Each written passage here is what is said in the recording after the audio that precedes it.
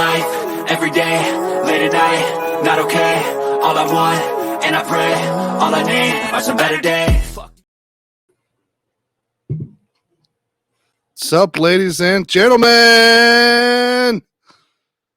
Well, look who decides to show up. Better late than never. Merry Christmas, everybody. I'm always right on time, baby. Right on Just like time. the fat man coming down the slide, down the chimney. Merry Christmas. Happy Hanukkah. Happy Festivus yesterday. I am that dude. Welcome to the NFL Sunday Game Show. Just in time. You know who he is. My main man, Tanner Dawson. Tanner, Merry Christmas to you and yours. Johnny You as will be well. joining us a little bit later.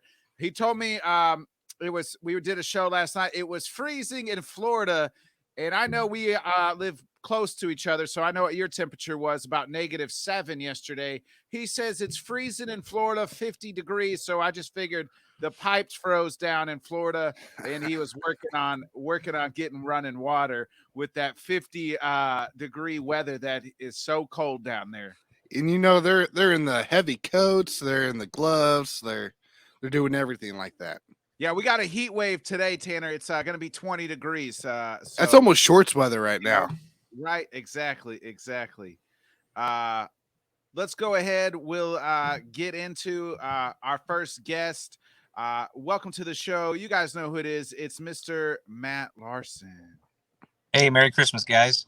Merry Christmas. Hey, you too, Matt. man. Matt, let's go ahead. Let's jump right into it. What games are you looking at today to kind of either take some bets on? Who we putting our money on? Well, I would start with Buffalo and Chicago. A lot of people are saying that this might be a trap game for Buffalo because on next Monday we got Cincinnati.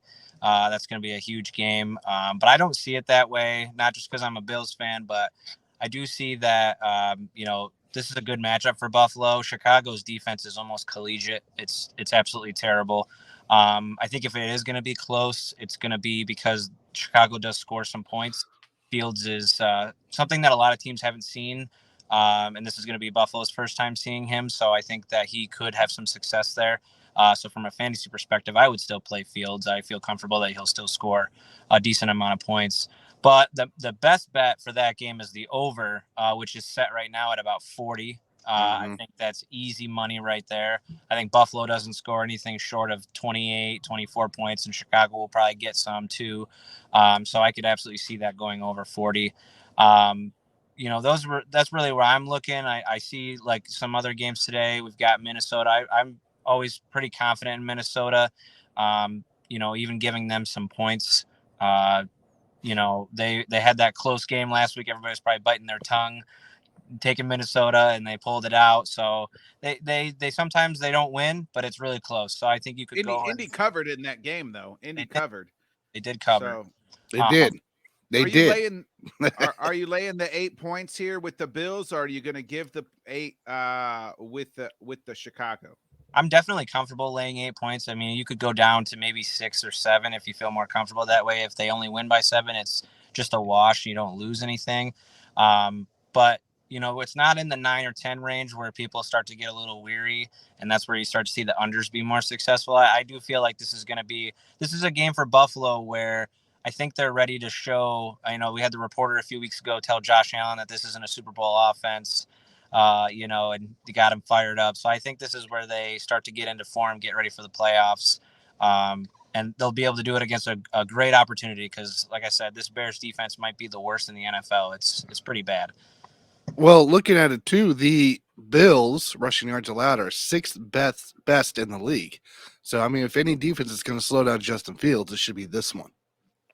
Yeah, and there's really no threat in terms of the passing game for Chicago. They don't have Darnell Mooney. I don't think Chase Claypool is back either.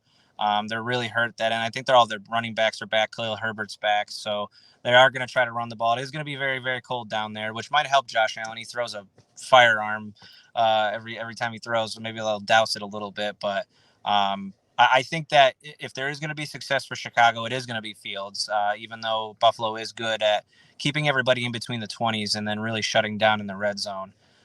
So that's how I feel about that. But I still like the over. I still think that Chicago will score some points, maybe 14, 17. But Buffalo I think they're going to put the foot on the gas and they're just going to score as many points as possible, get Cincy scared, and hopefully that will continue as a Bills fan.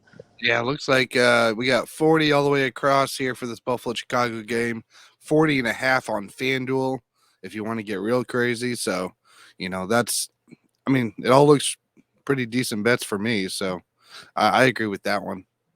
Yeah, man, I was just going to ask, what's the lock of the day then? Because I'm broke from Christmas. I got just a little bit of money left. I need to win back my Christmas money.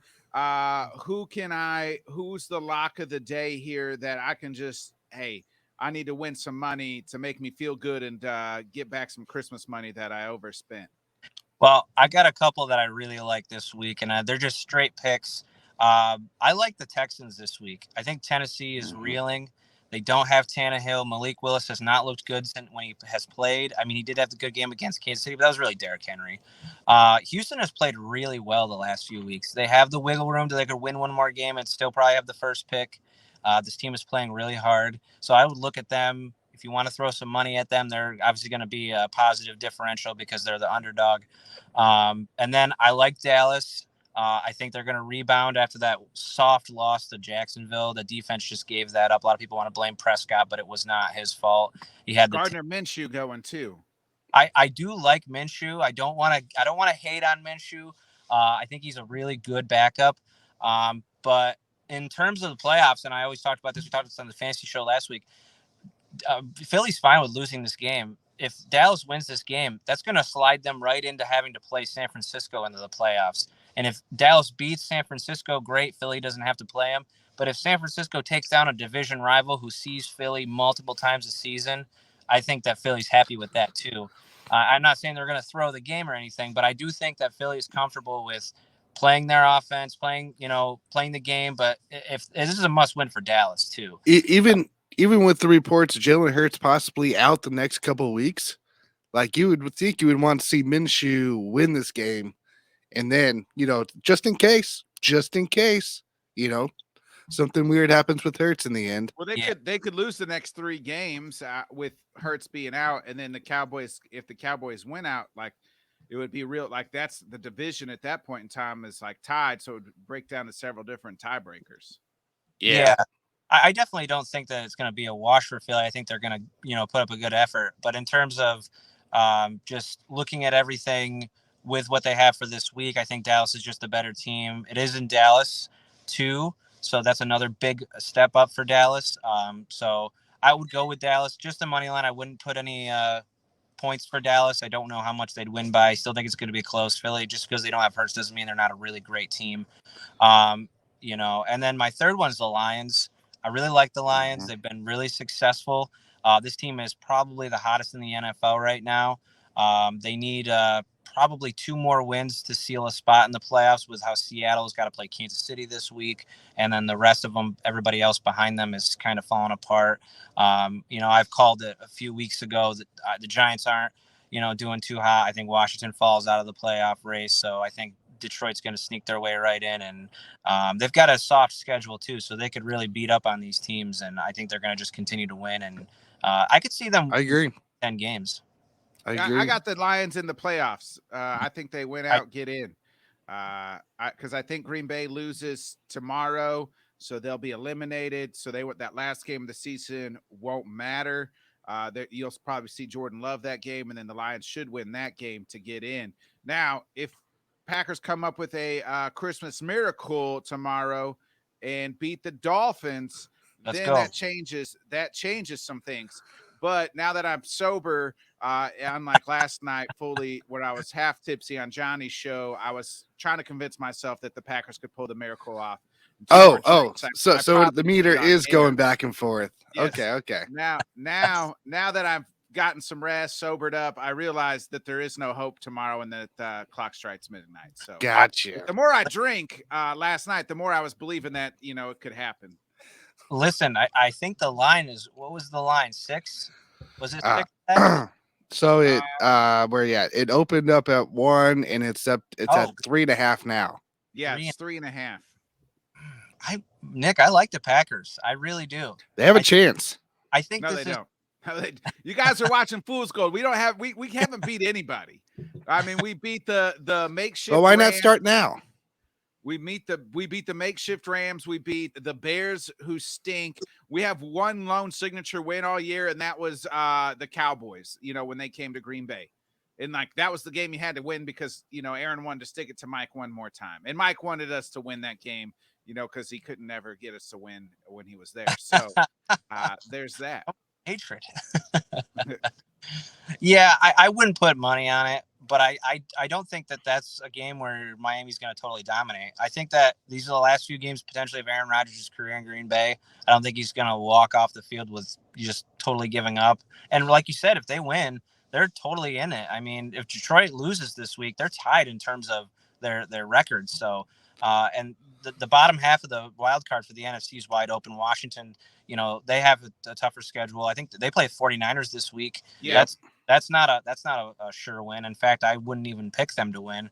The Giants, I think they got lucky. I think they're going to squeak in. They have enough wins right now. They probably need one more win and they'll be fine. But Seattle's got a tough road ahead of them. They got Kansas City this week. So Green Bay has nothing to lose and everything to gain. So I would watch the game. Just temper your expectations, Nick. My expectations are super tempered. I just said we're going to lose the game. Well, fair enough. Oh man, that's good. You got any more questions for Matt before we get up out of here? I did have one last question here. One interesting matchup here with a little bit of emotions involved. Las Vegas and Pittsburgh. Right now, Vegas is +2, +1.5 on some other ones. What do you like here? I guess for this game here, I know obviously we had to go money line for the Raiders if it came to it, but I mean, TJ Watt's playing, the emotion of Franco Harris passing. I'm going Steelers, and they were gonna, yeah. Well, they were gonna, in it or whatever, put his jersey up or whatever it is. Yeah, big celebration. Anyways, this weekend. So, what do you like in Pittsburgh here? Do you like? And by the way, it's kind of cold there, right? If it's cold in Pittsburgh, Derek Carr in the cold do not mix. So, I guess what do you like there for that game? The only question mark for Pittsburgh right now is the quarterback situation. I saw that there was a potential that Kenny Pickett might play, but then they just came out and he said that he had some self-diagnosed symptoms for a concussion. So I'm not sure if he's even going to play. I'm not in love with Trubisky. He's kind of been up and down. But with all that being said, I would never put a bet on the Raiders. This team is so unpredictable. One week they're up by 30 points. I guess if you want to bet the Raiders, do it for the first half because they look like a Super Bowl team in the first half, and then they just implode every single game. So, I would look at that maybe. But I like Pittsburgh too because, I mean, Tomlin is a defensive mind. He preys on, teams like Las Vegas where they have inconsistent offenses. And McDaniels, he's a very good coach, maybe coordinator, but he's going to get out coached by Tomlin. I like the Pittsburgh Steelers. If I had to pick a money line for that, I would go Steelers. I wouldn't even give the points to Vegas. It's not enough points. Gotcha. Okay, cool. Thanks. All right, Matt. Well, we appreciate you. And again, where can we all find you at? And have a Merry Christmas, brother. Just Twitter at Larison Bets. And then on our Thursday show, we did announce that we're going to be starting a Let's Talk Bet show in the coming weeks. So we'll be doing that for all sports platforms. Unfortunately, the NFL season's almost over, but we'll have basketball, baseball, lots of stuff to talk about. And also we're going to roll out a college football show. So we got some stuff in the works here at Let's Talk Sports for myself, and it should be pretty interesting. That sounds fun, man. All right. Awesome. Hey, we'll see you, Matt. We appreciate you coming on. Merry Christmas. Merry Christmas. Thanks, yeah, guys. you too, man. The Bills win today. Have a good Christmas. I hope they don't. Same to you. See you, man. All right, Tanner. Both our teams have my team especially stinks. I feel like so we got to bring in a guy with his team winning, best team in the league right now. I don't care which way you slice it and dice it. They're the number one team. They have the best record. They have their biggest game today, going with Gardner Minshew. And to talk all about it, give it up for Philly Sports Wrap, Tone, what's up, my man? What's You've up? been avoiding me for the last, 3 weeks. I see how it is. Finally catch you on Christmas here. Had to show up. It's a Christmas miracle. You show up, brother. I'm just giving you a hard time. You know that. Is it going to be a Christmas miracle? Gardner Minshew leading the way here for the Eagles versus the Cowboys. Man, first off, I want to say what's up to you, Tanner and Vikings, man. Y'all guys, man. It's always a pleasure to work with you guys, man. And yeah, it's been rough, man. The last few weeks, I was like, I'm just gotta get this right eventually. Come on, gotta get this together here. So glad to be here today, man. Thank you, seriously. But yeah, to answer your question, man, I don't know, man. I was just saying. It's like, look, Gardner didn't play well last year. And, that's all I got to go by. However, he's a capable You need guy. him for 2 games, right? Yeah. 2 games, he plays well. And then after that, it kind of goes downhill. But this is also a different Eagles team. There's also a different weapon on the other side of Devontae this year. There's also a Miles Sanders that has a touchdown this year. Yeah. There's a whole bunch of changes within this. A.J. Brown has been the key. Their defense, the Eagles' defense, right? What's the key And today get with Gardner Minshew at the helm to beat the Cowboys in a game that you win, you pretty much wrap it all up? Yeah, I think the key, like you said, Tanner, is going to be we have different weapons that we did not have last year. And I forgot, too, we did play a lot of backups as well. So that was supposed to happen last year, and that was a lot tougher. He's playing by the offensive line.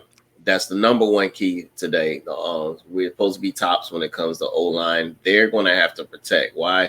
Because we number 1 in sacks, and guess who's number 2? The Cowboys. Cowboys right there. So got to protect Gardner so that way we don't have the bonehead plays, him just trying to get rid of the ball, throwing interception. Key number 2 is going to be turnovers. Don't turn the ball over. Do not give Dak and them a short field to work with. Don't put your defense in a bind. And then the last key to me of being able to win is run the ball and stop CeeDee Lamb. Run the ball, take the pressure off Gardner. CeeDee Lamb, I was just looking at some cut-ups of him yesterday and how Dallas likes to operate with their offense.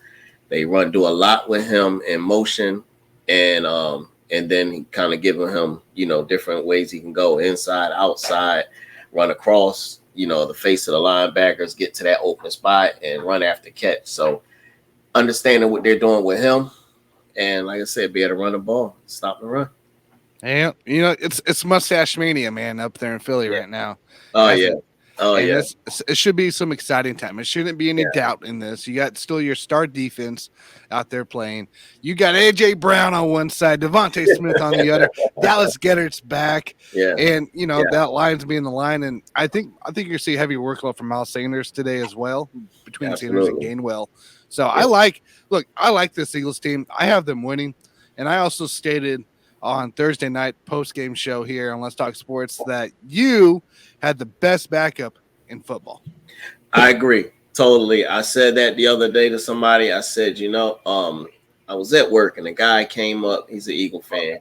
I'll go ahead and then I'm gonna counter react what Tanner just said. Okay. All right. But the guy was like, man, I don't know about this. We got Gardner Minshew, man. They probably should still play Hurts and blah, blah, blah. And I was like, look, bro, stop right there. I said, one, Hurts, you got to think bigger picture. We're trying to win a Super Bowl.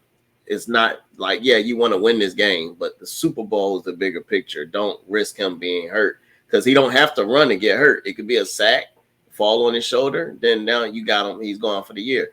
Said then also Gardner, compared to all the backups in this league, who would you take? Gardner to me is I'm with you, Tanner. He's the best backup. Is he though? Here's my counter. Yes. Here's my counter argument. Okay.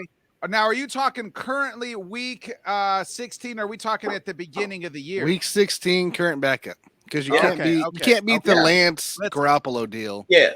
Even Brock Purdy, right? Like, hey, Lance. I'm not putting Purdy over Minshew. Brock Purdy. Brock Purdy's 2-0, baby. He's 2-0. That's fine. Hey, but mean, Gardner hey, got a better resume right now, man. I can't go off of Does just he? those couple games with Brock Does Purdy. he? Because Minshew, we saw Minshew Mania in Jacksonville didn't look all that great. Actually, that's why he made it in Philly, because the way he did look when he had the starters healthy. Absolutely. I hope Minshew. I like Minshew. I think he's a great character and a great, I think so. If you're telling me week 16 that he's the best backup in the league, I would have to like really go through it, but he's probably right up there. He's definitely a capable backup. He's obviously a guy you want more than a couple other people out there. I'm putting him over Teddy, right? All day. I'm putting him over Teddy. Yeah. All day. I would put him over Teddy. Yeah. I mean, there's a couple other guys. And what other backup? Jameis Winston? Is he put him over Jameis? Jameis is, man. I don't know. No. Look, who else is going to give you the They're energy, the fire, to continue to keep this I'll give you that. going? It's Mustache Mania walking out with the cutoff freaking shirt, going probably in Dallas's little bit of snow they got, doing snow angels, and then probably flipping it off and then going out and playing some football. So I love me some Gardner Minshew. Minshew's going to be fired up. He is going to be fired up. That's one thing you count Leach. for him. So he was a big Leach guy too. If you remember, he went to his funeral. Oh yeah, Leach was the big reason why he made it to where he is in the NFL, or how he made it in the NFL. Washington State, yeah.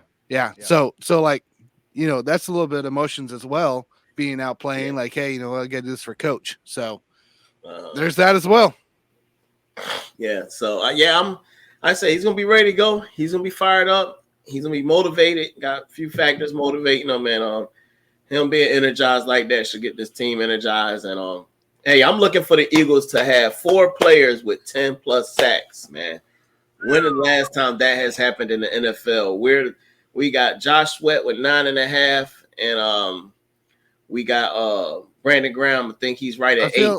I feel like that's like a Bucks defense style somewhere, like within the last few years of when they were good at one time. Yeah. Yeah. When it was Sue and Vita Vea down in 2020, I feel like that was the last time there was a defense even remotely close to that. Yeah. I'm definitely gonna do some research on that one for sure. Yeah, let me know. Let me know what you find out too. Yeah. I'd be kind of curious about that. Yeah. Absolutely, man. Absolutely.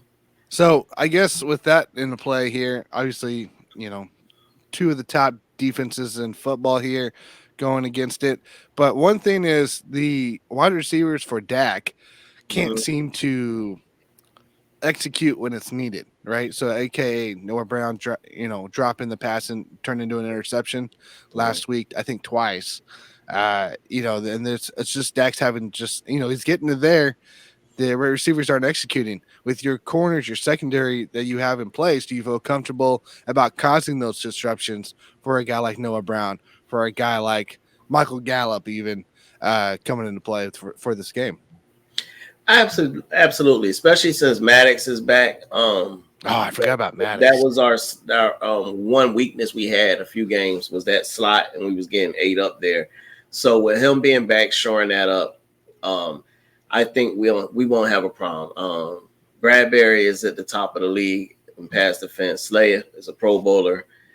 Maddox, one for injuries, probably would be right there, and he's playing well in that slot. I just think it's just a matter of communicating, and we have in that zone, making sure we are playing and somebody's there in each receiver's face as they go across in these different pockets. But I definitely feel good about our secondary against those guys. Sorry, Nick. Go ahead. Go ahead. Okay. I was going to say, like, obviously, if Dallas is smart, if they start smart, it's the thing, right? Their personnel. If they put that 1-2 punch in with Zeke and Pollard, obviously you got to pick, what are you really going to sell out for in that offense? Because Dallas's offense isn't bad, just lacks some execution here and there. Mm-hmm. But, like, let's say we start early, we see Pollard and Zeke in this backfield, not, back and forth here. That's a tough running game. Obviously, Jordan Phillips coming back a couple weeks ago really helped that out. Sue coming into play as well. But do you feel comfortable enough for this defense to stop the 1-2 punch if McCarthy puts in the right personnel? So, can it be done? Am I comfortable with it? No, but can it be done? Yeah. Because I feel like if I'm the D coordinator, our secondary can handle their receivers. I'm focusing on taking away the option to run. I want it to where you're getting nothing when you run the ball, and I'm going to force you to throw because we know we get some pressure on Dak. Right now, he's making bad decisions. Force him into throwing the ball in the coverage. Take run out the equation because that, to me, honestly, is their strength. Yes, I'm not taking nothing away from CeeDee Lamb, but their strength is the ability to have both of those backs back there. And Pollard is explosive, man. I mean, super explosive. He is. And that has to be stopped or you're going to have a problem, period. So, real quick here, the last 5 games in rushing, by the way, this is just yards going into play. Pollard has gone 5 to, earliest to latest. 80, 60, 91, 42, 75. Zeke, 42, 92, 77, 62, 58. Obviously, if you stop the run, you force it in Dak's hands. And like I said, I think the weakness this year is basically anybody under CeeDee Lamb right now, even when T.Y. Hilton come into play. So if you can almost, it's almost like sell out the run at this point. Yeah. I'm not. You sell out to stop the run. I don't know if T.Y. is playing. T.Y. He was supposed to. As of yesterday, he was scheduled. Like they said, he was playing. Yeah. So obviously, we'll find out here in about an hour and a half or so. Oh yeah, for sure. But for sure. Yeah, I'm kind of curious to see how they implement him. What's your prediction before you get out of here, Tom? What's your prediction on today's game? I took Philly with the points, but I kind of like the Cowboys money line. But what's your prediction here? Yeah, I'm going to go an upset, and I'm saying an upset because we're not favored to win this game. And I really think it's going to be down to the wire. I think it's going to take a defensive stop. I think Dak will fold again, not get the job done. And Eagles escape with a 28-27 victory in Dallas. Merry Christmas, Philadelphia. Give me Minshew mustache money line. I put it on Tuesday. When I saw that thing flip on Tuesday, I put Minshew money line on. I got like $10 on it. Okay, like, maybe let's roll. Let's roll all in on Minshew Mania. When we talk next weekend, we're gonna be talking about Minshew here. So. Hey, and I'm with it, man. Bring me back. I'll be more than happily we come back and talk about that.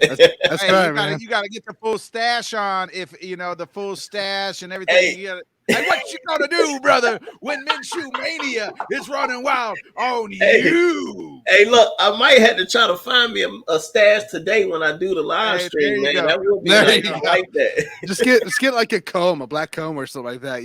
Put it on. Put it up there. Absolutely, man. And where can we find you at, Tone, before you get out of here? Go ahead and get those plugs in. Yeah, man, absolutely. Definitely on YouTube, Philly Sports Rap. Find me up there.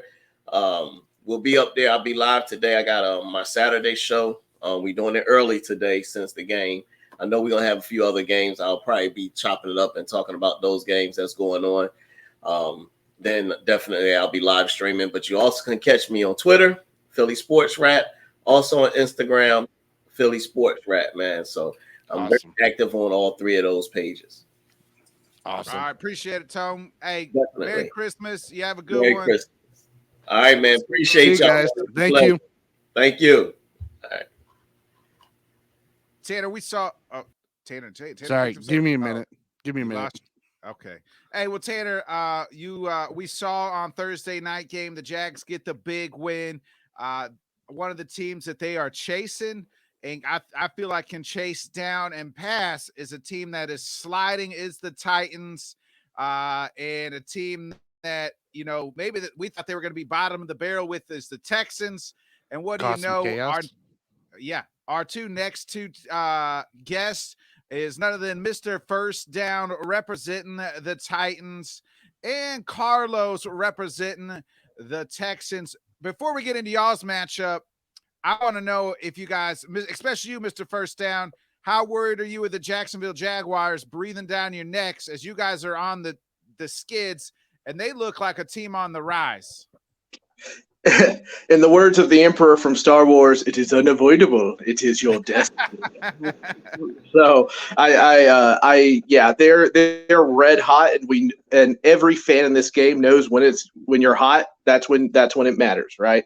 And those guys are burning, and that's good because it's like 5 degrees today here, and I'm Amen to currently that.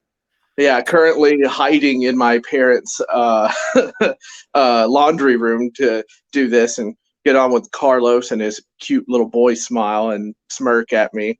And anyway, but yeah, morale is still low, understandably so. And, boy, what a bevy of like crazy incidents, right? Your entire offensive line was on the injury report, every single one of them. So now there's 3 guys that are probably stocking, the warehouse at Target and Walmart that are now going to go out and block for this poor kid and Malik Willis. And your only hope today, if you're a Titans fan, is that you let Henry roll. And I just don't know if it's going to be possible. But 5 degrees, you're at home. Oh, and by the way, they're probably going to postpone our game because there's rolling blackouts going through Tennessee right now. Oh, So. Man. Yeah, so we'll see what news comes of that, but that was something that came across this morning. But my only hope is that the Titans can get Henry rolling, and we can try to not make Malik Willis throw, kind of like the last time we played the Texans. He threw like his interception, then Mike Vrabel was like, "All right, that's enough of that. We'll just." So, but anyway, Carlos, how do you feel about it, buddy? Exactly. I'm hosting the show now. Hey guys, how's it going?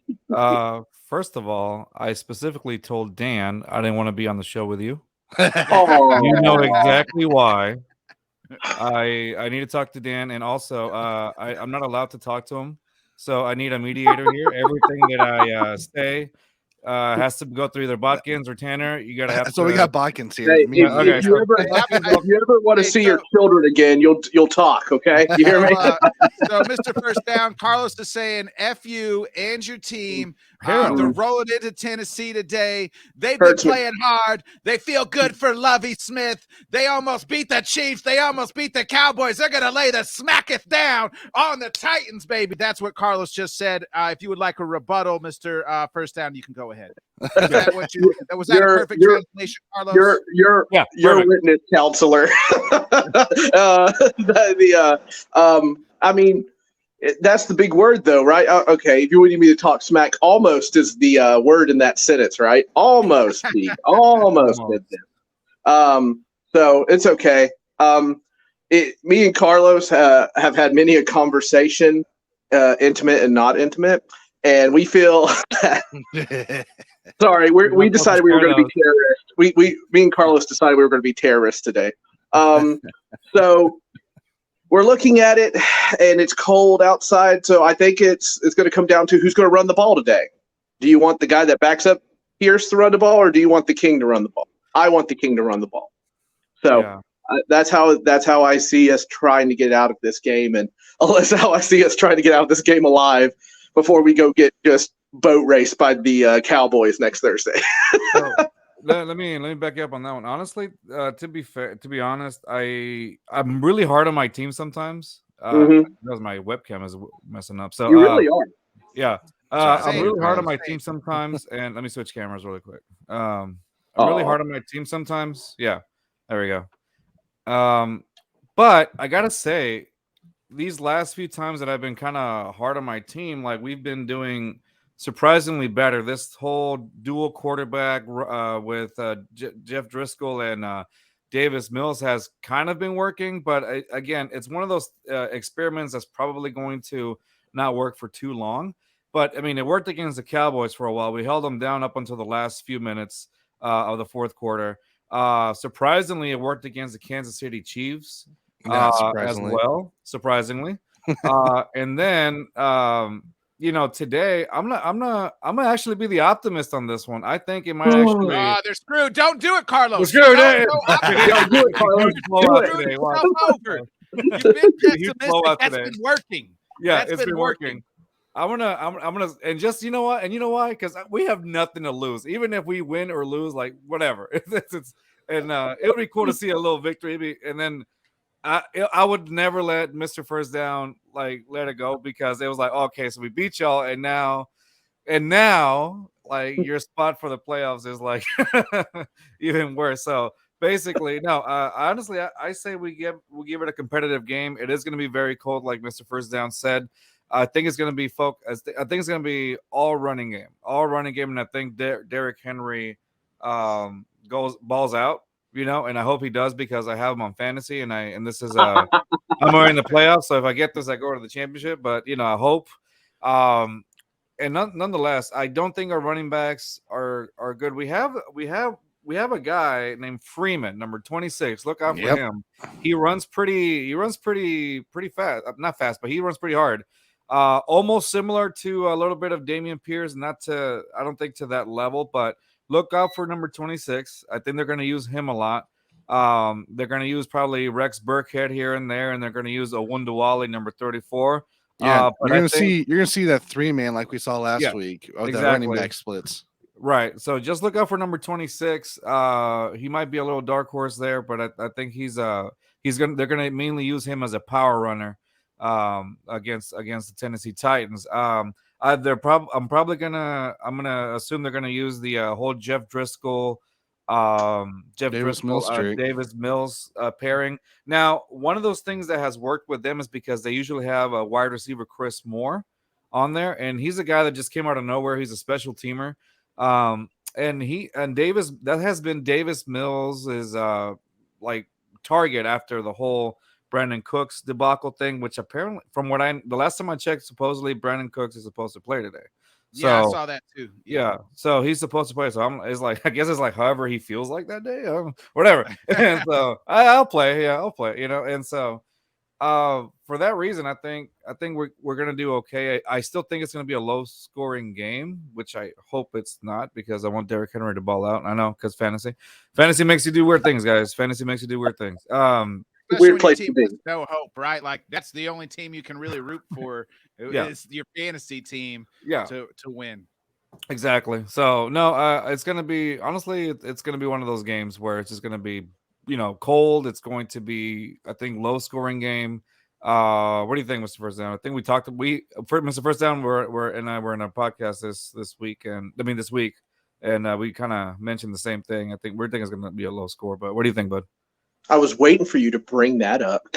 Anyway, so I think you're absolutely right. I think it's off tackle left and off tackle right all game. I think that's what it's going to be. Extra blockers inside. Number 76 is eligible, but it doesn't really matter. They're going to run the ball. I think I think it's going to be smash mouth. Who wants it more kind of game, and that's just the way it's going to be.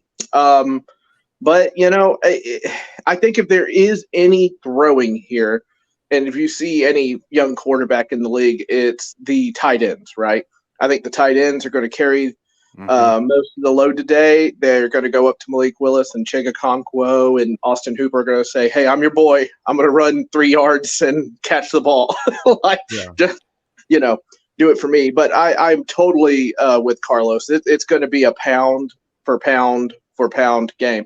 And I'm probably just going to be eating kettle corn out of a bin. Just copious amounts of kettle corn falling down my face, watching this boring game, but acting like it's a big deal. Think about me. Think about me while you're doing that. I will, Carlos. I will think about you. Yeah. I try not to, but you just kind of stick in there, That's what I do. It's the impression I Slide have. up into my DMs. I don't know. I kind of feel this game because I actually did bet Houston +3 in a parlay because I do like Houston in this game, just the way the trajectory has gone for Tennessee. It's and Malik's he can be good, but it's not his time. I don't think it's his time yet. He's not ready. He's not ready. So you are going to see a lot of runs. You're going to see tons of runs, but I think it comes down to if Malik can get it just to a couple receivers and also Derrick Henry in the pass game.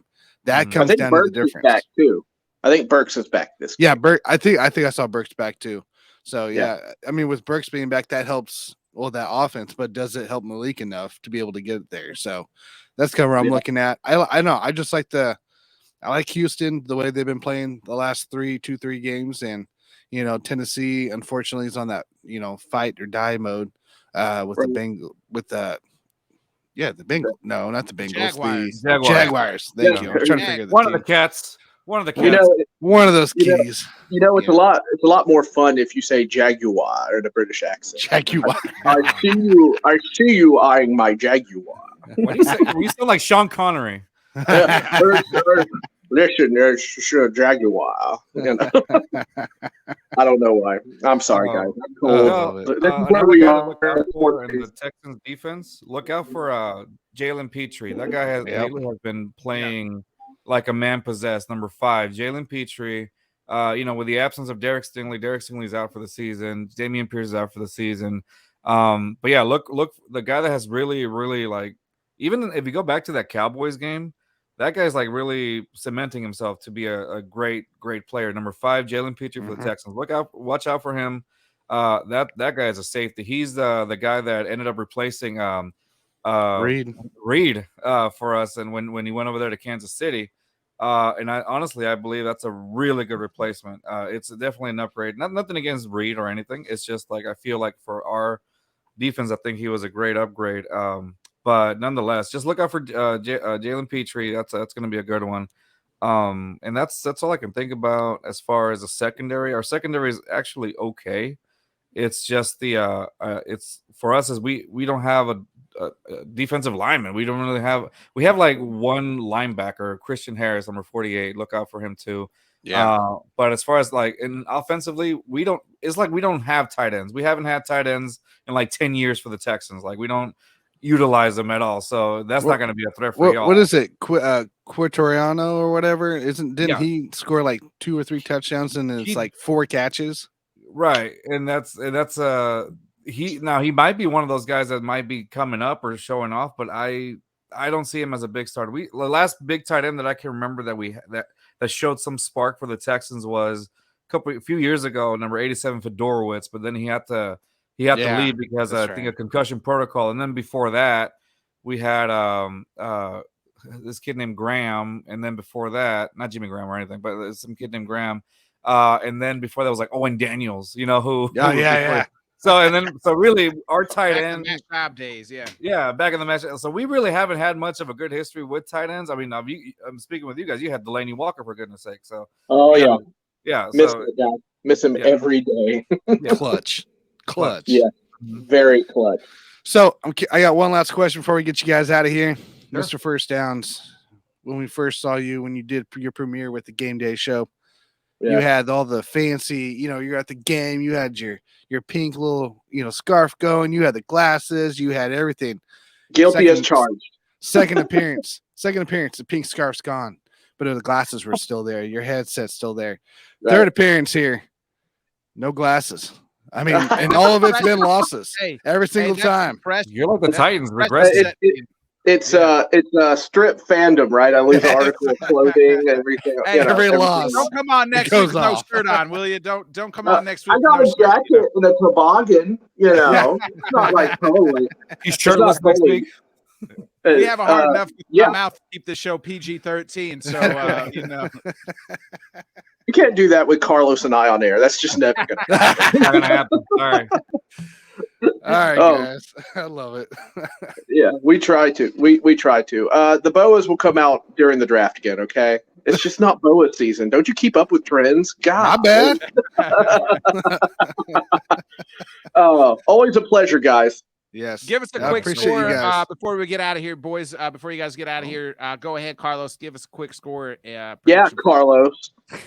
What did we say on the show? 12-9? Like that was going to be I think it's 12-9 is what we said. Yeah, I'm going to go with 12-9. 12-9. I hope more. 12-9 Titans or Texans? Oh, 12-9. I'm going to go with Texans on this one. 12-9 Texans. I'll go with Titans, I guess. 12-9 Titans. Okay. I got the Jaguars winning the division, baby. Hey, Merry Christmas. See y'all. All right, y'all have a good one. Yeah, Carlos, I'll see you tonight, okay? All right. Bye, guys. Tanner, as we, you know how it is this time of year, you're feeling joyful. You're feeling, again, you're reminiscing about the good times. Kind of like at the beginning of the year, you're like, man, our season, we're having a good year. It's joyful life. And then, things happen. And then the year kind of comes, well, you are who they thought they were. And that brings me to our next guest, talking the Seattle Seahawks. Give it up for Bo. Bo, Seattle is just who we are, what they thought they were, right? I mean, to quote the great Denny Green. Yeah, I mean, to some degree, like I had them coming into the season as a 7-win team, and that's where we're at. So at least the media had them as a 2 to 3 win team, so they're overachieving in that way. And I don't think anybody saw Geno having the year he's having. No, but at the end of the day, our defense is horrendous. So, and unfortunately, a lot of them are hurt. So KC is man, that's going to be a tough game. Yeah. I'm more worried about the running game of Kenneth Walker coming into play because last week we saw obviously Houston run all over the Chiefs. We saw the week before that with that Broncos offense actually doing stuff, which is weird. So I don't like our run defense. I honestly sometimes I even don't like our passing defense. We got too young of secondary, too inexperienced, I would say, and a couple disappointments back there from vets. So, it's. I want to say I know Tyler Lockett's. There's still a chance he plays for somehow. No, they activated a guy off the practice squad. I think. Did they finally do that? Yeah, they did yesterday. So I think Lockett is officially out. Goodwin is questionable. Fant is questionable. Walker is questionable. Dallas is questionable. I saw that Walker was playing. I read that Walker was playing today.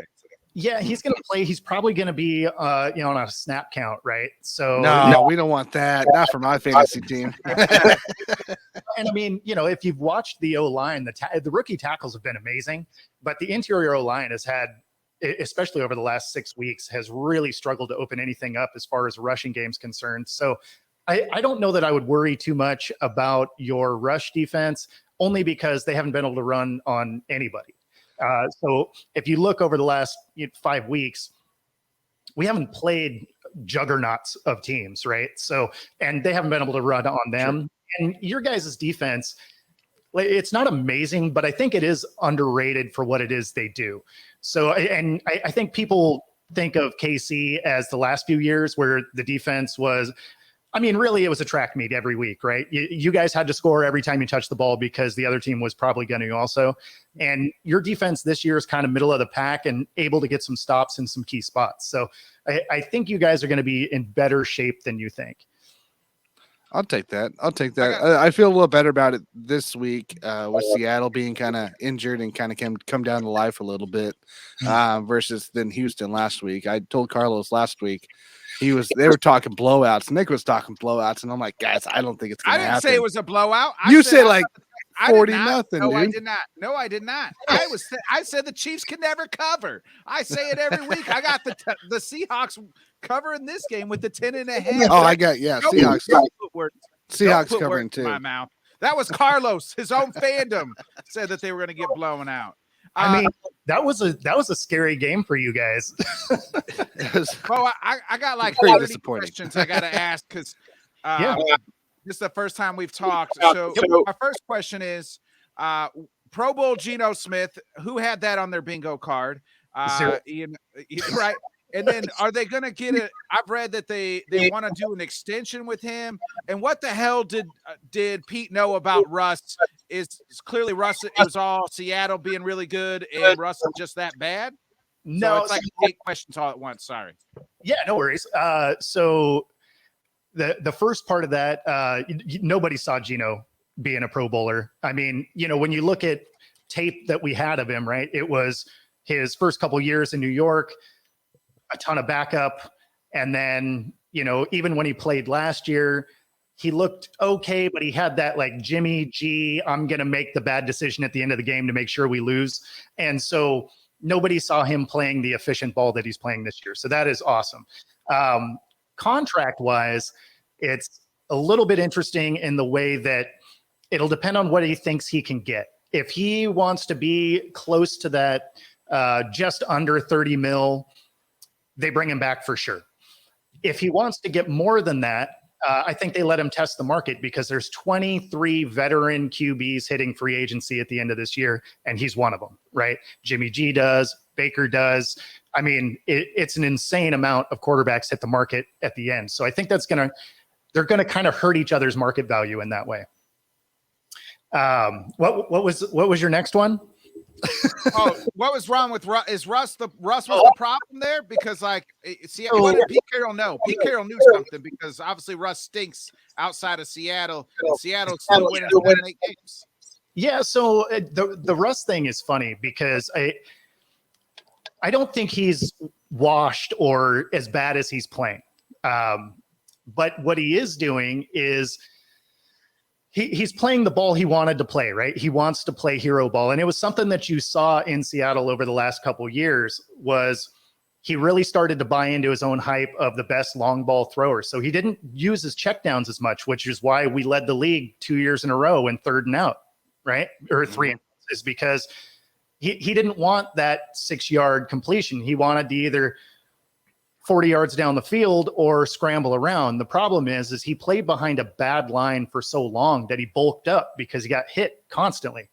The problem with bulking up is it makes you slow. So he still has decent straight line speed, but he doesn't have that elusiveness. And as you see in Denver, he went to a team that he thought was going to be a contender, but their line is terrible. And he just doesn't have that elusiveness that he did early in his career to be able to get away, which is why he's getting sacked at an insane rate. I mean, he was, top 5 and getting sacked until he got injured.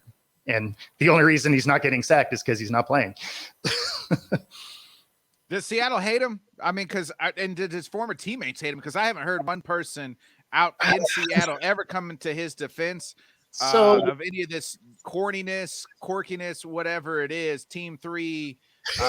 Yes, So people don't love the Team 3 thing, and it kind of wore on people while he was still in Seattle. I don't think people necessarily hate him. They definitely don't like the way he forced his way out. It was similar in the way to when Alex Rodriguez left those Seattle Mariners. He told everybody, I want to be a Mariner forever. And then he signed for $272 million down for the Texans. And everybody was just like, yeah, that guy sucks. And so it's sort of a similar scenario where he gave himself this persona of being the nice guy and thinking about taking a hometown discount and all of that. And then to still be under contract and force his way out. Yeah, obviously there's some bad blood there. Now, when he retires and probably makes it into the Hall of Fame, he'll definitely get thrown into the Ring of Honor there at Lumen Field. So when he comes back to Seattle in that moment, I feel like the fan base will probably embrace him. But he's going to catch a lot of boos every time he steps on the field when he comes to Seattle. So I guess what's the feel of the run game going forward? Let's say after this season, Rashad Penny possibly comes back. There's no way. Or does he? You don't think they resign him? He's a free agent. Yeah. So this was his 5th year, and the problem, his career may actually be over. So the problem with Penny, awesome talent, super nice guy. The problem is his most complete year was his rookie season, and he only played 14 games. Over the last 3 years combined, he has 18 total starts. So it's hard to. You can be the best talent in the world, but it's that cliche, your best ability is availability, and he's just not. But that's where him in the league versus Jamal Adams is very different. He's at the end of his contract, so we'll see what happens. They're married to Jamal Adams for at least another season, and as much as they gave up for him and as much as they would be on the hook cap hit wise, he definitely comes back despite the fact that, he made it through a quarter of a game this year. We got a question here. Scott wants to know what you think of Geno Smith does today. He's looking at 250 for 2 to 3 touchdowns. The Chiefs secondary struggling.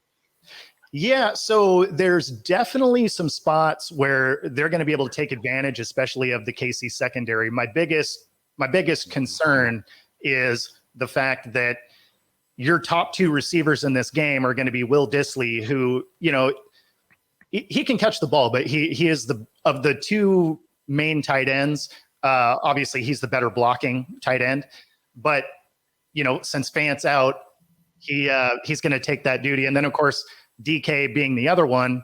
The only issue with DK is he does kind of find ways to drop easier passes, and you are guaranteed to get a 15-yard penalty for, you know, him not being able to shut up and get back to the huddle. So when that penalty comes, is it a drive killer, or, you know, it really depends. But 250 yards, that's pretty much what he's been doing all year. So as long as, you know, some of the other receivers can step up and make some catches, I think you're about right. I mean, the over and under on this game was 49.5, and I think they get there. Yeah, I think it goes over in this game. Yeah, for both offenses. I think it just becomes a shootout. Really, I hope so. I hope so. and I only say that because the way our defense is set up, you know, obviously we're bad against the run, and really have been bad against tight end seam route and crossing routes, which you know, Kelsey is amazing at. And then coming into this game, Al Woods, the nose tackle, is missing this game again. And yeah, he came back for one game and then he was out. And then one of our Byron Mone, he tore an ACL against San Fran last week. And so we're losing a D end at the same time. So we're going to have, you know, one guy in there that's been on the field all year, and everybody else is going to be fill-in pieces. So there's some real question marks on how the Seahawks are going to perform today. But Bo, what's your prediction today? And then before we get you out of here, where can we find you at? Where can we find you at? Okay, so my prediction today is probably going to be like 27-21, probably KC, unfortunately. And then you can find me on YouTube on my name down there at football-talk, and then on Twitter at football talk with Bo. And yeah.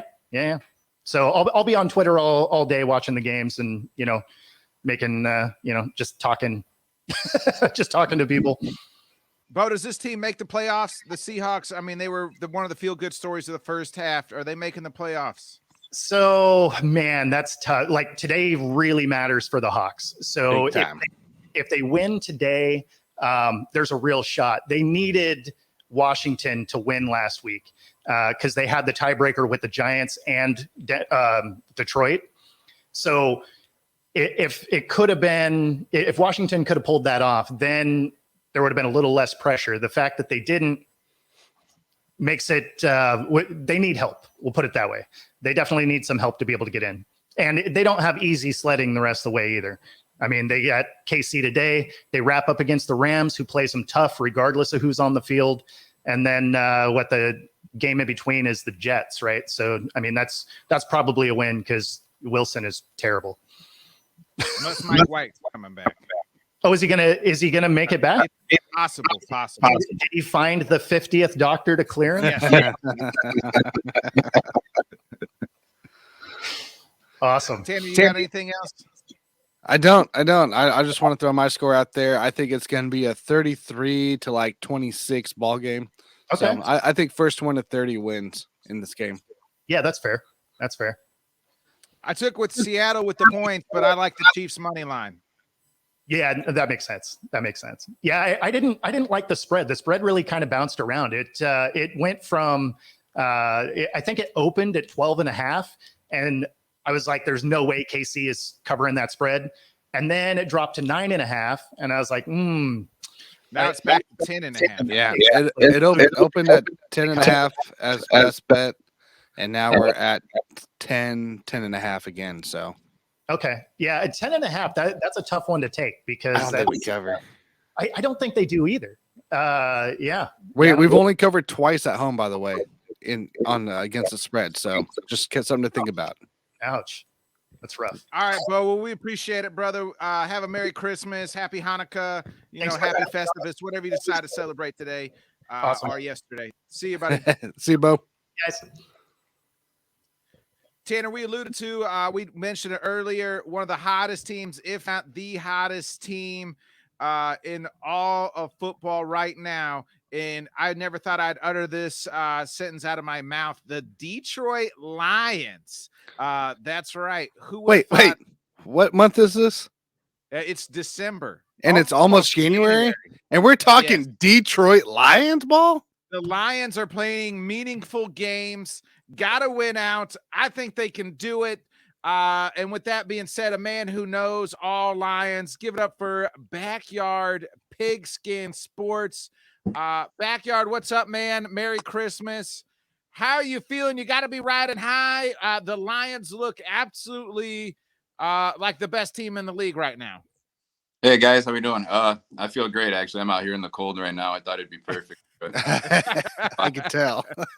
we have a very small house, so I'm in the middle of building a little podcast studio out here. But no, I'm excited. It's been definitely the best season of my lifetime. I'm turning 26 in January, and it's definitely the best season of my lifetime. It's just been exciting. You know, it's different going into a game knowing the outcome. It might hang our way compared to before, where it's like you might be up 36. I mean, like the Vikings-Colts situation, you know, you might be up 36-3, whatever the situation was, and you're still not safe. So it's nice to be at that point and actually have a full, complete team right now. Was TJ Hawkinson the problem? Because after they traded him, that's when they went on this run. Was he not biting enough kneecaps? And he was just he's kind of a hippie. He was just smoking trees instead of biting kneecaps instead. Or what's been the turnaround? I don't think it's a Hawkinson situation. I mean, I think it was the first 2 or 3 games, we had 3 touchdowns to 3 different tight ends after the Hawkinson trade. But personally, I think it's just been our defense and the defensive situation, or the change-ups we've been making. Our defense it was really rough at the beginning of the year, honestly. And just the fact that they've been able to make those changes, their offense has been coming together. Their coaching, I feel like they're getting more chemistry together. They're learning Dan Campbell's learning how to a little bit more. You know, he obviously, it's hard to say, but I'm trying to explain it, but he had a hard time game managing. And I feel like he's making the mistakes to learn what he has to do in the future, learning from those mistakes. A lot of adjustments. They've made a lot of adjustments, honestly. I don't think the Hawkinson trade I don't think he was our downfall, but I don't think it would have been worth to keep him around to pay him the money that he would have wanted. I mean, it's a type, we can fill that position. Yeah, because I mean, a lot of times it's just blocking anyway. So for the Detroit team, what's something I've been curious about, and I haven't asked Jeremy at all, but what's happened to DeAndre Swift, man? What happened? What's the downfall on this one? That last injury, I really don't know. Like ever since I think it was a shoulder. Yeah. I feel like they haven't been using him as much. I feel like the first couple of games, he broke out those first couple of games, they used him a little bit more. And then ever since that injury, I feel like not the Lions are holding him back. I just feel like they're not playing him as much or utilizing him the same way they should be. Like MCDC's just like, if obviously you can't stay healthy, so we're going to use these other guys more, and then we'll just work you in as we get to you. Yeah, I mean, Jamal Williams is freaking killing it right now, yes. too. I mean, is he still leading right now in rushing touchdowns? You know what? I'll look it up real quick. I believe he still is. Yeah, I think he's still leading right now. I think he's at like 14 or 15. You alluded to the defensive changes. What changes have they made that's been better? Is it just experience through these last few games? Is it Aiden Hutchinson getting more reps? Like, what's been the change here for the Lions defense? I think it's a mix of experience and maturing. Not obviously a lot of NFL experience because our defense is young. We have a lot of rookies. Our defensive line is full of rookies. Our D-backs are full of 1 year, 2 year, or rookies, players. But I feel like they're just maturing and coming together more as a team, figuring things out. I did some reading the other day, and they were saying that the defense or the defensive coordinators and everything, they simplified the defense so there weren't so many, I don't know how to explain, but so many things going on the field to confuse the rookies. I was told that I read that they slowed the defense down. They just kind of made it a little more simpler for everyone. Gotcha. Yeah, we like to Jamal call Williams. that KSS. Keep it simple, stupid. That's right. That's right. Jamal Williams is leading in rushing touchdowns. Jalen Hurts with 13, and then Henry and Chubb there at 12. So, as long as Williams can continue to hit the end zone, sounds like he should be okay. Yeah, he's killing it right now. The guy's just, I mean, we love him in Detroit. Well, yeah, such a great personality coming over. I was shocked Green Bay let him go a couple years ago. Had to. Couldn't keep all three of them. Couldn't keep Jones, Williams, and True, AJ and Dylan. So when they signed Aaron Jones, they underpaid Aaron Jones, and then he took that contract. Then we had to let Williams go. I think if Jones leaves, Williams stays. Gotcha. Yeah, and Williams has been a guy I've been watching for the last 3 years at least. So, especially in fantasy, I had him all last year. Jamal Williams when DeAndre Swift went down. So this year I couldn't quite grab him for that handcuff, and I wish I did. Yeah, and he's been in the league for a couple of years now, but I feel like this year has really just been his season difference. He's crazy. Kind of a breakout in a way. Yeah, he loves being on the field. He's having fun out there. The Lions are feeding him good. What's your thoughts here on today's game? You go into Carolina. You guys are 2.5, just pretty much almost a pick'em game. It's 2.5 favorites. Panthers are fighting awfully for their playoff lives because their division's awful, and you guys are 7-7, trying to get over 500 and stay in this playoff race. I predict 31-10 Lions. I know a lot of people are predicting to be a close game, but I think I believe the Panthers are ranked 30th right now on their offensive line. They haven't been great this year, and I really feel Aiden Hutchinson and Houston are gonna, between the two of them, I put it on my Twitter. I feel like between the two of them, they'll get 2 sacks, and I feel like they're just gonna pressure Sam Darnold all day. You know what Sam Darnold's gonna be seeing on Christmas Eve? A bunch of ghosts. That's what he's gonna be seeing. He's gonna think it's Halloween all over again. Oh yeah. I think that what is it, week 2, week 3 game that we played them, I think that was a fluke. I think this is going to be a totally different ball game. Our defense, I think, is going to be the difference maker. And again, not to mention our offense is coming together way better now than they were then. Well, yeah, your offense is healthy now. Now you got Amon-Ra, you got Williamson, you got guys there that are able to make plays now, that are healthy. Unlike that middle of the season spark where Amon-Ra went down, Swift went down, Jamal Williams was kind of beat up a little bit. You kind of had a little bit of everybody going. So now with a healthy offense, the way it's firepowering right now, and the fact that you have a rush on defense, I'm loving this team. And you guys are going to get like a top 3 pick again, and it won't be because you guys are awful. It's because the Rams are awful. Yep. What would you like to see with that 3rd pick, or one of them top 5 picks this year?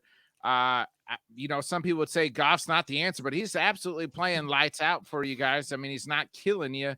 So I don't think you need a quarterback, because I think you're shifting to win now mode instead of rebuild mode. I think the casuals think we need a quarterback, personally. Right. Yeah. I think if Richard, or what's his name out of Florida, Richardson, I think if he falls, I don't want to take him with the first couple picks, but I think if he falls, I wouldn't mind having him as a project behind Goff. He's not anywhere near NFL ready, but he has the physical capabilities.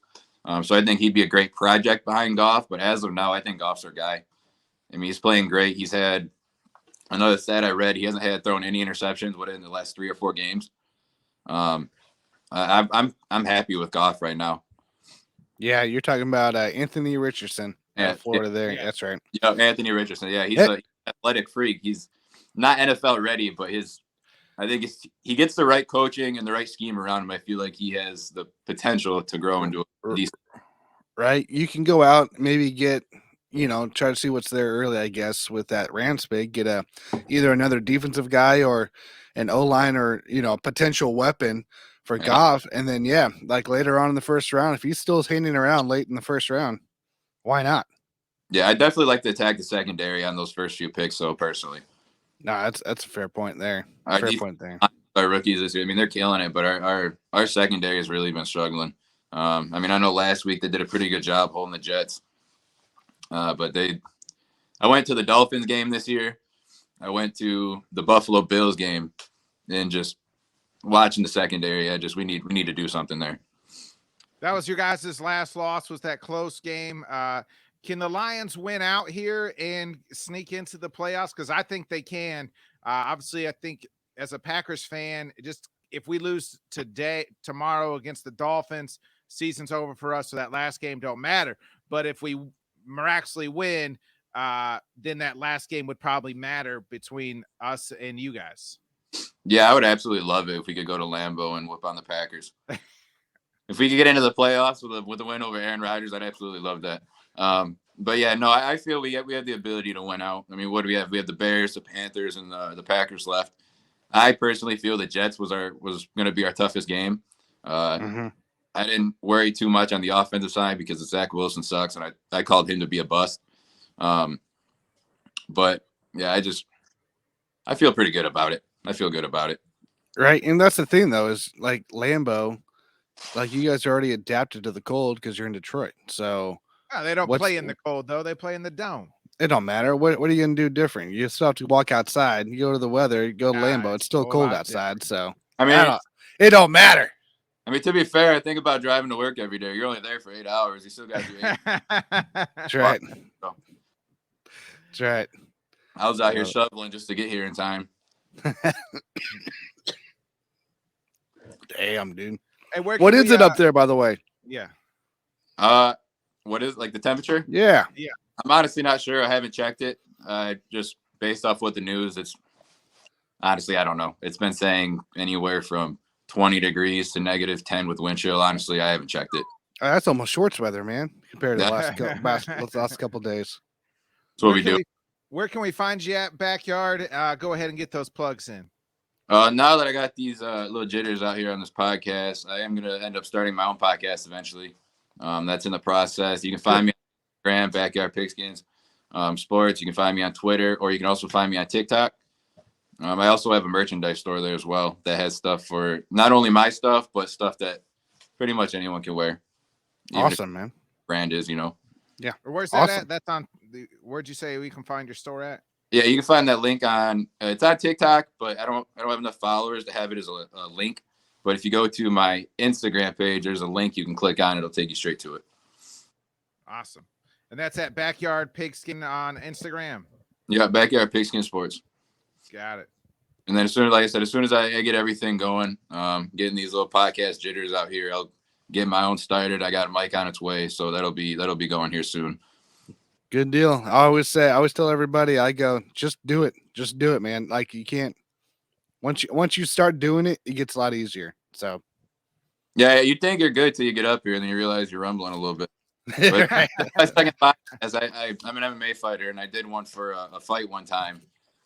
And that was a little nerve-wracking too. That was scarier than the fight itself, honestly. All right, we'll have to get together and talk some MMA. I love covering MMA, and I do a little MMA-ish podcast as well. So, yeah, I'd love to. I teach at a gym here in Michigan, Garcia Jiu-Jitsu. So, nice. So hey, speaking of that, before we get out of here, Hill, another Michigan native, taking on Glover, in January for the light heavyweight title. You like that fight for him? I'm a little scared for him because I'm Glover's ground game. That's how I feel personally. I honestly feel the exact same way. I hate to say it because he's our hometown guy. And his gym's only maybe an hour from me, hour and a half. So it's hard to say it, but yeah, I think Glover's ground game is really going to make the difference. Hopefully he can keep it standing and knock him out. I mean, I like Glover, but he'll just the young blood to kind of give the division some new life to it. Yeah, I think he's going to have to catch him, or he's going to have to outpace him for 5 rounds personally. I mean, Yuri couldn't even outpace him. So anyway, man, we could go on for days. So we'll hijacking this whole football show. So hey, we appreciate it. Backyard Pigskin. Thank you, and Merry Christmas, brother. Get in the house and warm up, will you? Thank you, guys. Merry Christmas. Hey, you too, man. Thank you.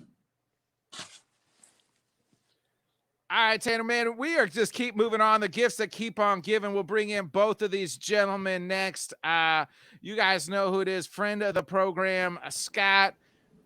Scott, what's up, my man? And I am a Dolphins fan this week. I'm telling you, Johnny, I'm a Dolphins fan. I heard this man, him and his quarterback, asked for a nice massage. Give it up for the legendary man, Bobby G. Hey, What's up, my man? Hey, I heard you hey, and what's going on, you and fellas? Deshaun getting together, getting a nice massage. I thought, and is that why Deshaun played so good last week? You and him was getting massages together. Yeah, I'm on the West Coast, so he came out here to Vegas. So we got lots of places to choose from. So yeah, we got loose, Man, got So really, yeah. yep. Right, that's Hey, what. before we get going though, man, shout out to Backyard, man. I salute anybody who's brave enough to step into an MMA ring on no matter what level, amateur, pro. Dude, Amen to that. Amen to hey, that. screw that. I'm a Yeah, novice. right. I'm a novice MMA fan. I'm getting into it and learning. Yeah, salute to anybody who does that job. Yeah, that's one of the reasons I love it, because it's killed or be killed in there, and it's that Yeah, the last gladiator aspect that we have in life. So absolutely. let's get into I don't know, Tanner. Let's get into the Browns here. What's your feelings on the Browns with Deshaun Watson? What, this is fourth game now? This is game number 4. Yes, got Baltimore, Cincy, Houston. Yep, game number 4. How are we feeling with Deshaun at the helm? And the Browns still have just a smidge of life left in the playoff hopes, just like my Packers do. Dude, once again, we're not counting on the play. That's over. That ended when we lost to the Bengals, unfortunately. And just like many, the Jets game is the one that's come back to bite us. If we win that game right now, we're 7-7, and I think we control our own destiny a little bit, or definitely better than we do now. But yeah, the playoffs are over right now. We're just looking for that improvement from Deshaun. And actually, I'm loving this game because it is supposed to be feel like -4 at game time.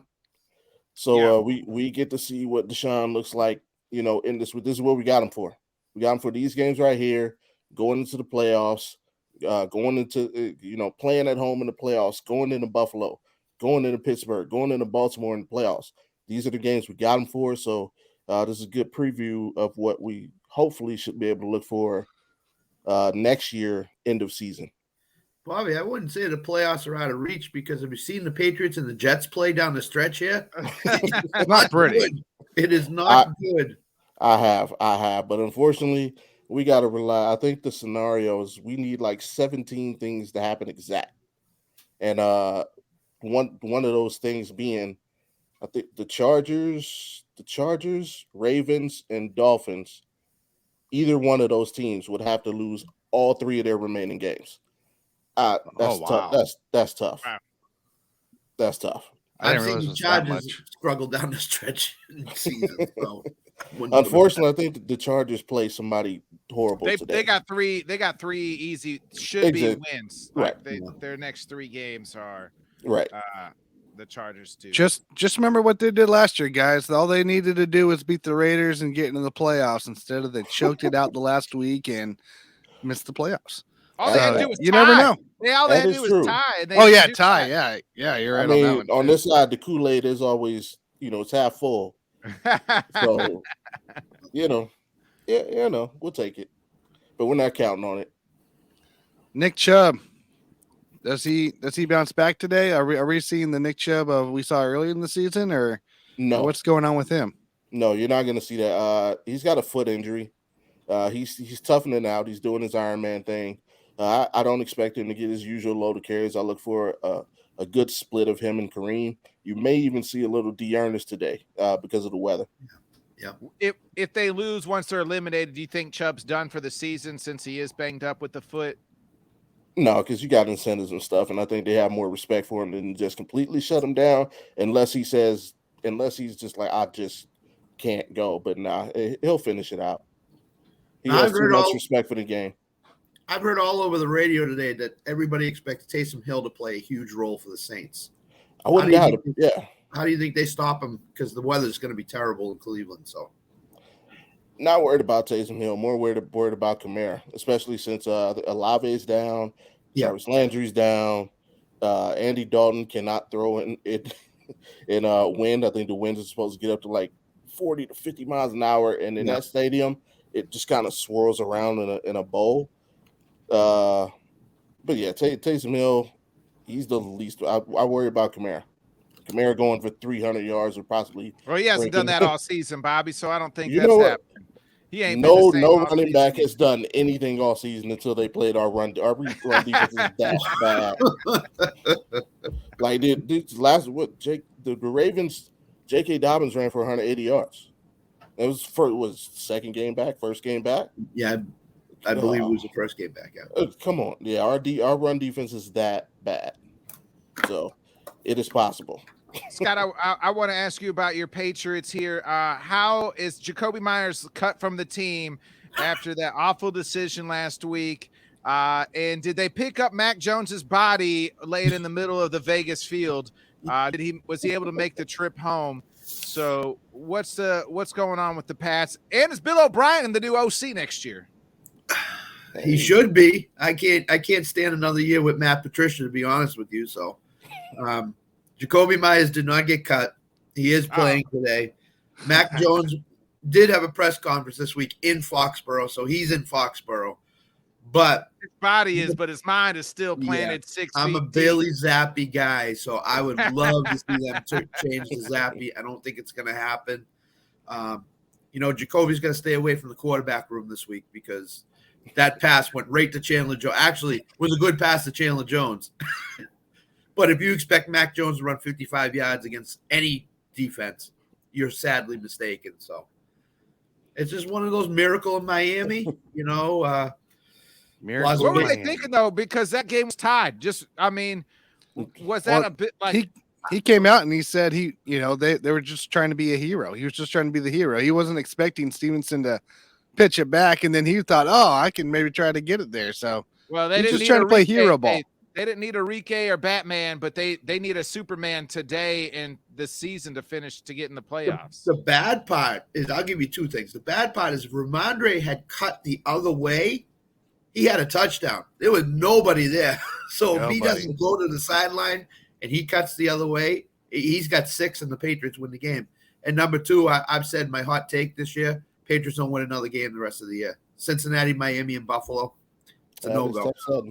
But yeah, it's a no-go for me. So Anthony Price said, you can't cut Myers. He's the best player on offense. So second best to Stevenson. Stevenson's the best by far, I think, without question. So bigger question is was there a fight? Because if I'm Mac Jones, bro, why are you putting me in that situation? We were fighting in the locker room. Did you see him during the game? He was emotional as could be. He was ripping the coaches. Even Edelman and them came out and said, this guy's not a Patriot quarterback. He's not. He doesn't have his wits about him. He's a very emotional guy. So. Yep, we've seen Tom Brady do that for years, though. Tom Brady's emotional. You see him yelling at guys, throwing, stuff down the replay thing. So to say he's an emotional guy like that, Tom Brady was the same. Well, William McGinnis was so upset with the loss, he went and punched somebody out in a diner. So I saw that clip the other day. He walked into a diner and punched some guy out. I think that was the Browns half of Willie. Got that dog in him. That's good. With neither one of you guys' teams making the playoffs, Bobby G, what is your thoughts here in the offseason? Because we got 2 weeks left here. What do the Browns need to do to improve for next year? Well, we just shored up our right tackle position. We re-signed Jake Conklin. I think it was 3 or 4 years, $60 million, 30 guaranteed. Yep. So that's good. Conklin, when he's healthy, he's awesome. Problem is we got to keep the guy on the field. I think the first season he was here, he played 11 out of 16, and the last 2 years he's pretty much missed half the season with injury. So we got to get that guy over to Cleveland Clinic and hook him up with something. But the other we got 2 things we need to accomplish. We need defensive tackles who got some dog in them. We cannot give up 1 billion yards rushing next season again. Yep. The second thing is we need a deep threat. We need a deep threat to free up Amari and DPJ underneath. Schwartz has proven that he can't be that guy. I know he's got that track speed, but we can't turn him into a wide receiver. He's just not a football guy. Yep. We got to go out and get somebody, whether it be trying to refurbish Will Fuller, hey, I would take Deshaun Jackson again. He looks great at 38. But we need somebody who can take the top off the defense.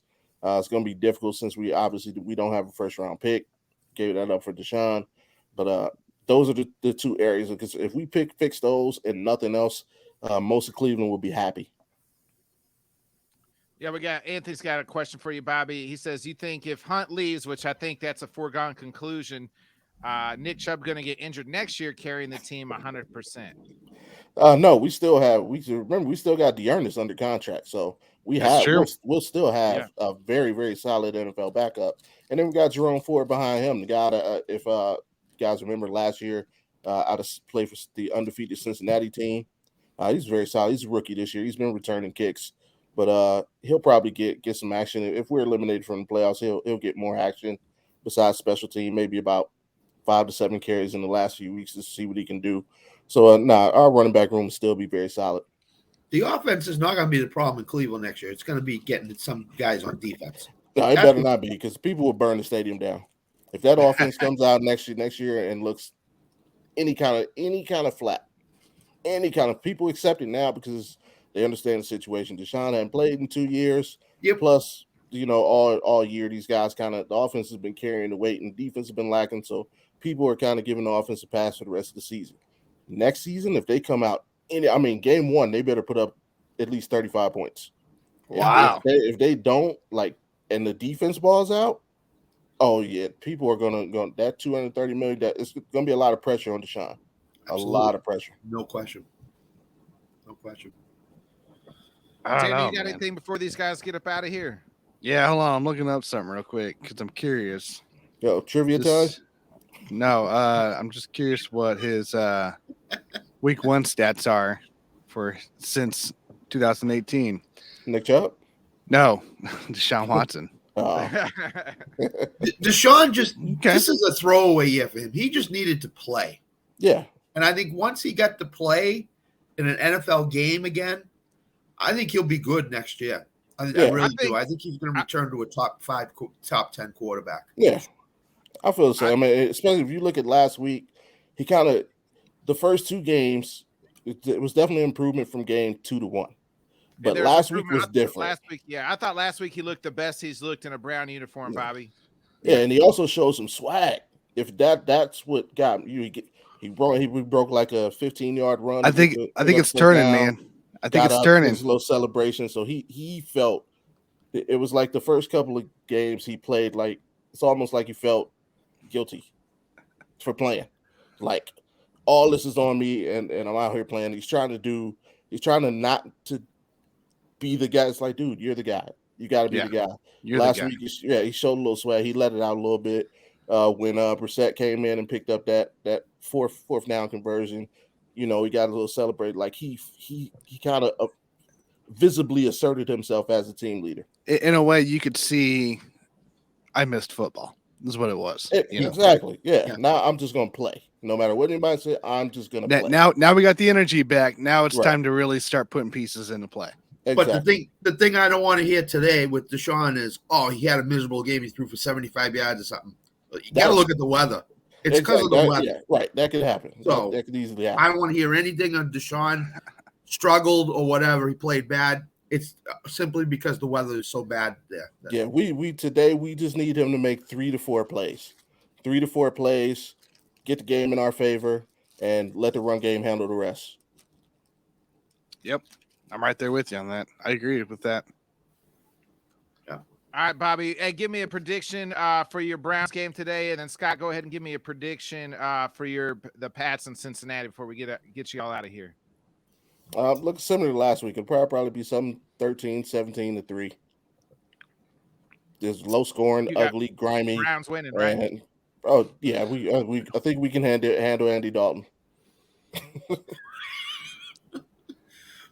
For me, unfortunately, the Bengals are going to win 31-13 today. I just don't see the Patriots being able to control them. Belichick's going to try to stop Jamar Chase. I don't think he's stoppable. I think he's matchup proof.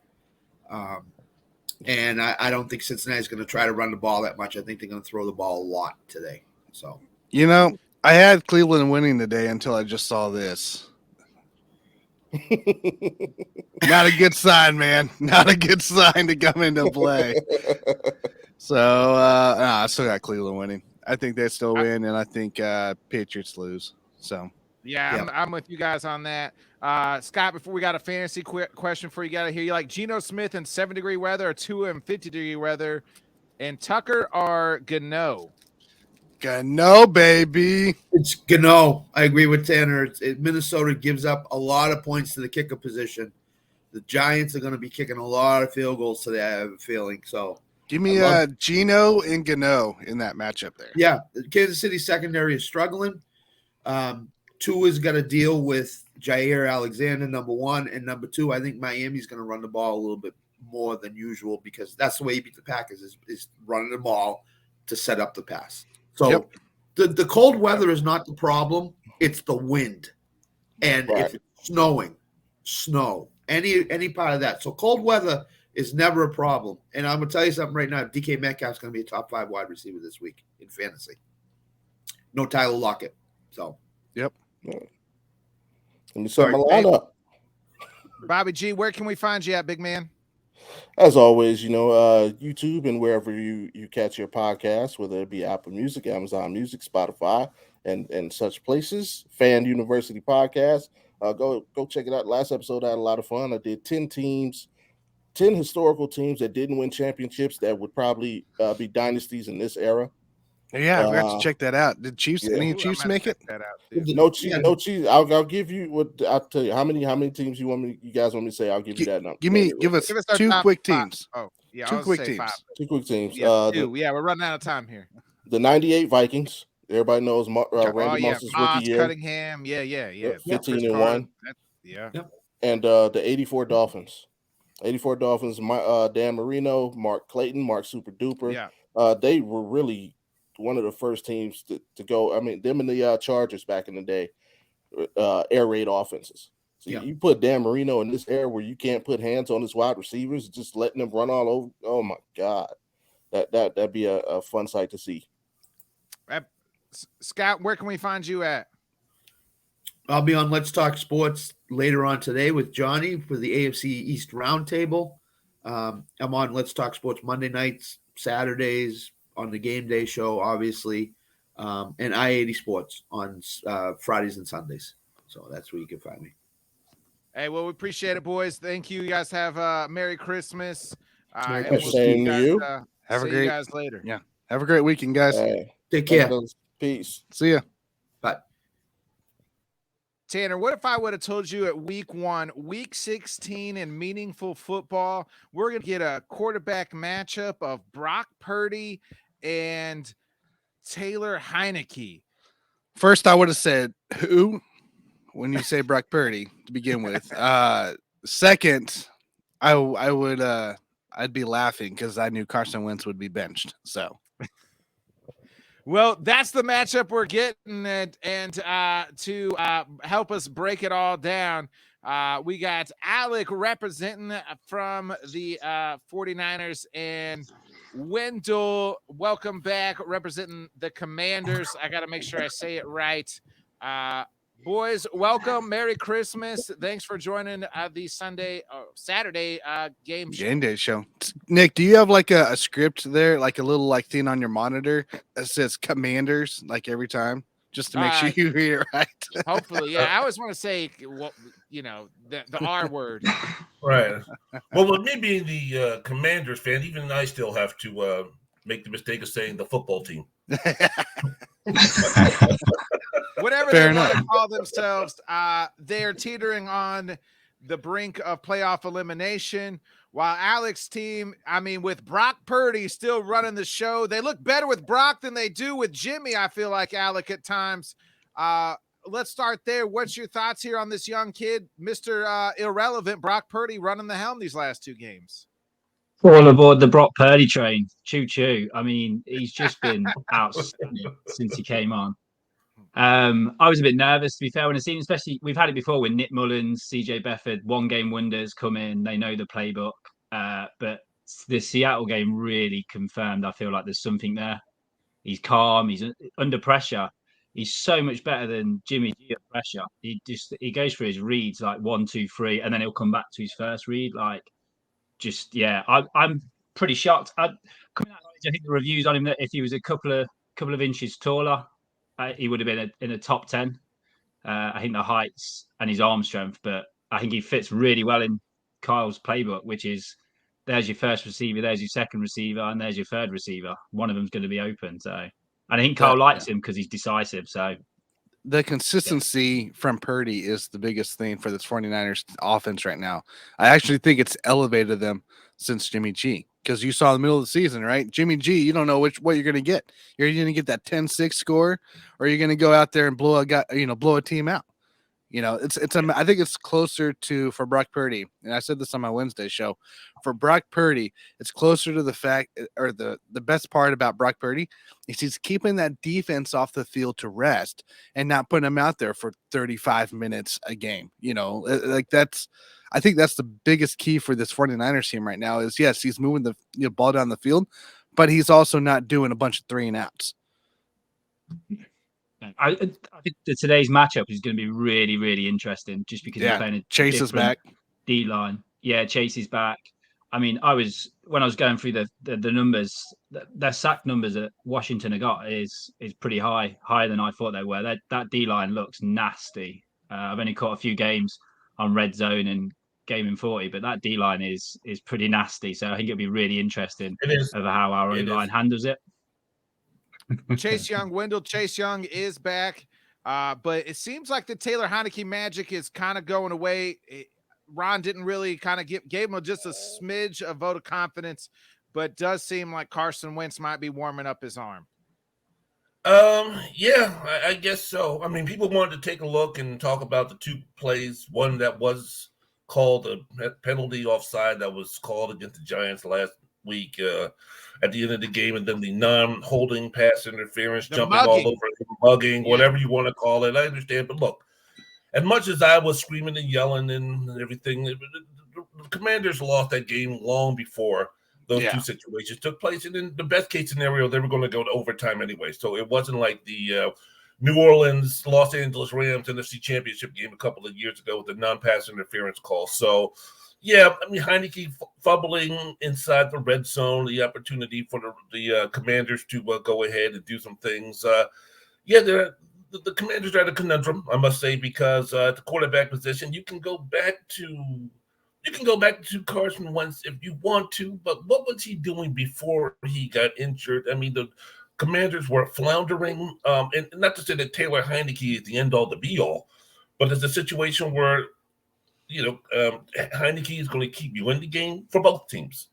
And now with the return of what I like to call our version of Nick Bosa, I mean, a guy who's a pass rusher who was great in college, who went to Ohio State, who burst on the season, but can't seem to keep injured, just like the 49ers, Nick Bosa. Our Chase Young is going to come back and add to that D-line. I'm interested to see in this game against San Francisco, a team in San Francisco that already clinched their division. How much are they really going to be putting into this game compared to a Commanders team that's going to should be pretty desperate? I know that they're going on the road. I know that they're going cross-country, and I know that they're going from playing a Sunday night game to a Saturday game, so they're not getting their full rest. But, the optimism that I have with the Commanders in this game is the fact that with the 49ers clinching that division, how much of how much enthusiasm or how much a passion they're going to play with against a desperate team like the Commanders, and with Heineke playing, are we going to get good Heineke, bad Heineke? What quarter are we going to get good Heineke and bad Heineke? Or what half? What series are we going to get good Heineke, bad Heineke? So that's my deal going into this game. I think with Heineke, he's still the guy that's on your roster to be the quarterback, right? So the receivers obviously believe in Heineke more. There's more energy with the receivers, more energy within the team. As far as, what does San Francisco have to play for?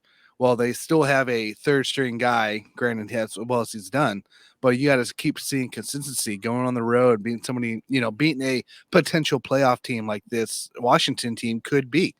And so that's kind of my thoughts there. I think Heineke, I don't think you go back to Wentz. because Scary Terry and was not happy. Johan Dotson might have been, but Scary Terry was not happy, and you don't want 2 receivers upset or 3 receivers upset or anything like that. So, but yeah, I think there is still a purpose for this game for the 49ers. But Alec, what do you got here for that? Yeah, I think they keep saying they're chasing the second seed, and I can't see it. I just don't see the Vikings and the Eagles dropping that many games. I don't see it happening. I want this game to be over by halftime, and we can put in rest CMC, rest Kittle, rest Ayuk, rest a few of the D line as well.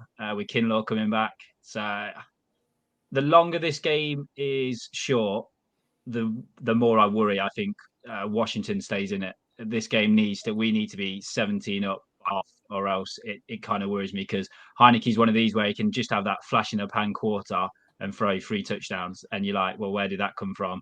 And he's a running quarterback as well. He's got some legs on him, and that scares me because we're not amazing with running quarterbacks in the past.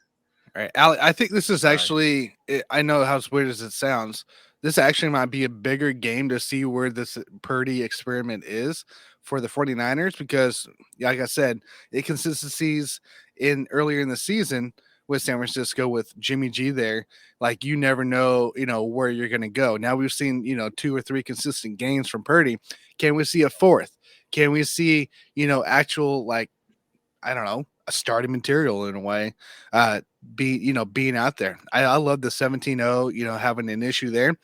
I just want them to be at least a touchdown or 2 up, like show that you're staying within the game consistently, because that's what struggled with Jimmy G was. Yeah, I think when the playoff comes, my thought is, can we handle it if we're 7 down, 14 down? Is he enough in there to hang in the pocket? And so far, he's shown that'd kind of be fun to see too. Yeah, and so that it's going to be interesting to see if we do go down, how we come back. And again, looking at this offense, they can run the ball. Do you know what I mean? Like, it's going to be a really interesting match if Washington bring their A game and Heineke brings a good 3 or 4 quarters out of him. But I'm hoping it doesn't happen. Sorry. I'm hoping Wendell, I was kind of something I was thinking of here, and we talked about this earlier this year. Does the fact that Washington's in this playoff hunt, at least, obviously with Chase coming back, Heineke doing what he does at the moment, keeping this team alive, does this save Rivera's job? Oh, yeah. I think Rivera's job is safe. Again, Okay. With all the turmoil in the upper management, the owners, change in ownership eventually, it saves Rivera. And then I think that he's been good enough to save his job. I think Washington is just they're just a C+ type of team, a little bit above average. And with the way that this the coaching situation looks in terms of, unless you're going to be getting yourself a Sean Payton, I mean, maybe whoever buys the Commanders can offer a piece of the ownership to Sean Payton and everything else. I think that would probably be the only reason why he would even consider coming to the Commanders. But outside of Sean Payton, I don't see any other real option for the Commanders to go to if they were to part with Ron Rivera. So, yeah, it's a situation. And guys, I think this game comes more. We keep speaking about the quarterback. I think this comes down more to the defense and the running games. I think that those are the stars of the team right there. How's Christian McCaffrey going to do? How Brian Robinson is going to do for the Commanders? And Taylor Heineke and then Brock Purdy are just going to be there to say, hey, man, don't screw things up. But for Purdy, I think this is also going to be a pretty good test, because you're going to be facing another strong defensive line. And while the book is still being written on Purdy, on how he plays, his tendencies, his strengths, and his weaknesses, to go against a defensive line and a defense like the Commanders that have been playing well over the last couple of games during the stretch where they've gotten the playoff position, it'll tell a lot moving forward about the San Francisco 49ers quarterback Purdy moving on toward the playoffs, the short term instead of the long term for this season. Gotcha. Football Talk over here says, if Jimmy's available for the championship game, who gets to start? Is Purdy's hand on fire? Because I think Purdy gets to start. I think Purdy gets to start. I don't think, unless Purdy declines massively, I don't think Kyle makes it an issue. I think Jimmy's going to have a foot issue for a long while if Purdy's steaming ahead. I think that's the answer. Of course, it would be interesting because if they lost, then the argument would be, how can you go with a guy, or how could you leave a guy on the bench who's been so successful as your starting quarterback to go with a 7th round draft pick? So that's Kyle Shanahan's job security being pretty strong to make a decision like that. All right, before we get you guys' predictions here to get you out of here, Bobby G does have a comment here for Wendell. Do the Commanders go to the draft to find a QB, or do they look to try to get some young backup like Jordan Love or Purdy in the trade? Well, they're not going to get a trade for Purdy. I think Purdy is pretty much situated. Well, with Trey Lance there, but we never know. But we got Sam Howell, the quarterback for North Carolina, who really hasn't had a shot yet to do anything because we're in win now mode. Yep. So if the Commanders were to draft a quarterback again, it probably wouldn't be toward the later rounds. Now drafting or trading for a Jordan Love, that might be an option. But with the Commanders, the way they are as a team right now, and Rivera as a coach, I think they would try to maybe go for a more veteran-style quarterback. They have a defense that can do some things. That's a strong playoff type of defense. They have a running game. They have some legitimate skill position or skill wide receivers. So to start over by drafting a quarterback or having a Brock Purdy situation, I think with Ron Rivera, if he were going to make a change at the quarterback position, which I hope he does, it would be more toward another type of Carson Wentz type of quarterback who has some mileage on his tires and veteran that could another vet coming into Jimmy play. G. Yeah, Jimmy G. There you go. Yeah, already got. There's rumors about the Commanders being interested in the last all season, so why not? Right. I heard the Snyder's had offers for $7 billion to sell the team. Then it's out of my price range. I'm out. 6.5, maybe. When he hit 7, now I'm done. I can't. Seven's too high. Seven's too high for you, Wendell. All right, let's get some score predictions here into play. Wendell, what do you got? I've got the I hate to say this. I got the 49ers winning this game. I think that Brock Purdy does just enough. The Taylor Heineke experience, I don't know exactly what's going to happen, especially with him being on the road, the Commanders having a short week. So I expect a close game somewhere around the tune of 21-17, something like that. Old school, run the football, ball control type of game. But I think, unfortunately, at home, the 49ers beat my Commanders. All right, Alec. I would say a 31-9. I've got the Trent Williams touchdown as well, just to add insult to it. Wow. 31-9? That would be nice. In that case, I think the Commanders are going to win 42-0. How about that? No. Purdy regresses big time, right? Nah. I like the 49ers, of course. I think it's going to be like a 27-14, 13 kind of deal. Something crazy like that. So, Nick, what do you got? Yeah, I got the 49ers here as well. Like 28-14 or 24-14 or something like that. Give me the Niners to win and cover. I thought you people were nice. The longer this game is tight, though, the more I worry, is what I'd say. The longer this game stays at kind of that close 7 points, I think they can sniff out a win, and that does worry me a bit. Yeah. If the 49ers went 31-9, Alex, I'm going to come looking for you. After I come looking for Taylor Heineke. Amen to that. So, Nick, go ahead and take it away. Hey, boys, where can we find you guys at before and you guys have a Merry Christmas? Go ahead. Alex, go ahead. You can find me on Twitter at SimpsonAlec90, part of the 49ers Faithful as well. So get onto that Facebook group, Twitter as well. Big group. Always have fun. So yeah, that's where you can catch me. And you can catch me, Wendell's World of Sports, anywhere where you listen to your favorite podcast, iTunes, iHeart, Spotify, Amazon. You can also check me out my YouTube shows on Wendell's World of Sports, WENDELL_S worldinsports.com, where I'll be crying because the Commanders will lose either 27-14 or 31-9. All right, sorry, boys, Wendell. We appreciate you. Have a good Merry Christmas, and we'll see you guys next year. Merry Christmas, fellas. Thank you. Merry Christmas. Thank you.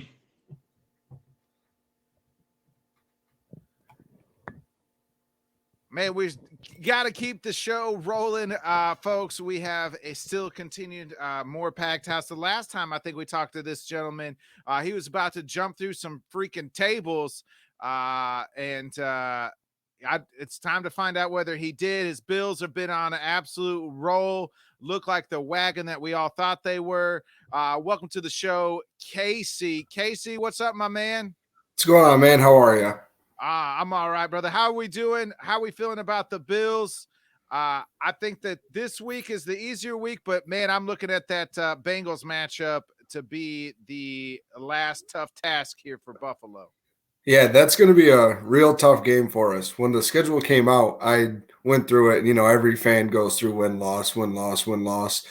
Well, so far, I've only picked one game wrong, and that was us dropping that first game to the Jets. I predicted us to lose to Miami. I predicted us to also lose to the Bengals as well. They're a good team. I mean, they looked rough in the beginning, but that was with a brand new O-line right in front of Joe Burrow. I mean, it takes 4 or 5 weeks to get an O-line to all work together. I mean, that entire unit has to work as one. And they're finally hitting their stride. You know, Jamar Chase is back healthy. T. Higgins is getting healthier. I know Tyler Boyd's dealing with that finger injury, but that looks like it's going to be a really tough game next Monday. Yeah, that could be the game for number one AFC spot in the playoffs. I think the Chiefs would have to lose one more for the Bengals to get it, but then they would own the tiebreaker over the Bills and the Chiefs. The Bengals would. So, I mean, we're looking at the 3 best teams probably to me in the AFC, the Bills, Bengals, and the Chiefs. I agree with you. Like you just said, I believe that it's going to be Bengals. Whoever wins that game is going to end up being the number 1 seed. Last week, I kind of thought that KC might drop this game to Seattle today, but just as it's getting closer and closer, it's so hard to like choose against Patrick Mahomes and Andy Reid. I mean, it's Brady Belichick 2.0. They're going to make it look good, you know, of course. But, yeah, you know. Exactly. It'll be somewhere around, you know, like 27-14, 30-14, but it'll be like 21-14 going into the fourth quarter, you know, but it won't look as close as it was. Correct. It's gonna be one of those games. Backdoor covers. Yes. How is this Bills defense still surviving with so many injuries now? Von Miller, Micah Hyde, like they've been able to continue to find ways to win even with those injuries on a defense that was, you know, somewhat, I mean, really good last year, but with these injuries have now shaken some things up. So, I mean, we're still top 10 in the league as an overall defense. I mean, that's big kudos to Leslie Frazier over there. I mean, being able to basically at some point, all 11 starters have missed a game on that defense at some point this season. And to still be top 10 is amazing. So just big kudos to Leslie Frazier. But a lot of our injuries happened early in the season, you know, kind of like in weeks 1 through 6, weeks 1 through 7, except for Micah Hyde and Von Miller. None of them have been season ending, knock on wood. But we're starting to get healthier now. I mean, we see Ed Oliver is active today. Jordan Phillips is active today. So our defensive line as a whole is like there, except for Von Miller. Tremaine Edmonds, Matt Milano, you know, they're back. They're fully healthy. Milano getting snubbed from the Pro Bowl. I couldn't believe that. That's not just being a homer. Anybody that's watched him knows that he should have been. He's one of the top 5 linebackers in the game right now. Jordan Poyer finally got the nod. And the players that have come back and were hurt, they've come back at full stride. And that says a lot about the training staff to where you see a lot of these players, like what Mike Williams and Keenan Allen went through earlier in the year, where, yeah, I can come back. And then, you know, both those guys played one play in a game trying to come back and had to sit out at multiple games after that because of re-aggravation. No, I'm with you there. It's this Bills team. I still feel like they're trying to clean some stuff up here. And I think towards the end of the season, you're going to see that. But it's nice to see them have one more big game. Essentially do that with the Bengals coming up just to see where they're at. And I think Josh Allen's, you know, is starting to come back around, get back with the receivers. But they also have a run game now, kind of, a little bit. right? They're figuring out, with Cook and Singletary, like they got a little thing going on between those two, and I think Cook here could really start rolling as well to be by himself by possibly playoffs. Yeah, I mean, so it's amazing what happens when you stop giving Zach Moss the football, so he runs into the butt of your lineman every time. But I mean, I loved James Cook coming out of the draft. I thought he was exactly what the Buffalo needed: a fast pass catching running back. Devin Singletary isn't big, but he's a bruiser. He's like 5'7", 190 pounds, but he has such a low center of gravity. He's just like a little muscle hamster. I mean, he runs people over. He gets through tackles. So we needed somebody that could stretch the edge and could run like the off tackles and sweeps and stuff like that. And that's what James Cook brings. And then we saw in that at the end of the half against the Dolphins last week, he was there making a diving catch with no time left in the first half for a touchdown to extend the lead.